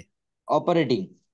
ঠিক আছে, অপারেটিং। বাট এখানে এটা কথাটা ধরে রাখেন, আইএস 7 আপনাকে দুই দিকে এটাকে অ্যালাউ করে। ওকে, আমি পরে আসবো জিনিসটা, আর এটা দিয়ে আপনাদেরকে কোশ্চেন গুলো দিয়ে আপনাদেরকে মারা হয়। ওকে, আর আমি যখন ইনভেস্ট করি, এফডিআর ইনভেস্ট করি, সেটা কি ধরনের অ্যাক্টিভিটি? এফডিআর ইনভেস্ট করা ইনভেস্টমেন্ট অ্যাক্টিভিটি। Investing activity. আর তার থেকে যে রিটার্নটা পাই সেটা investing, cash flow from investing activities. No, cash flow from investing activities. Operating activities এর অপশন দেওয়া আছে, ঠিক আছে, দেখাই ফেলি আপনাদের, একদম শেষে নিয়ে যাই।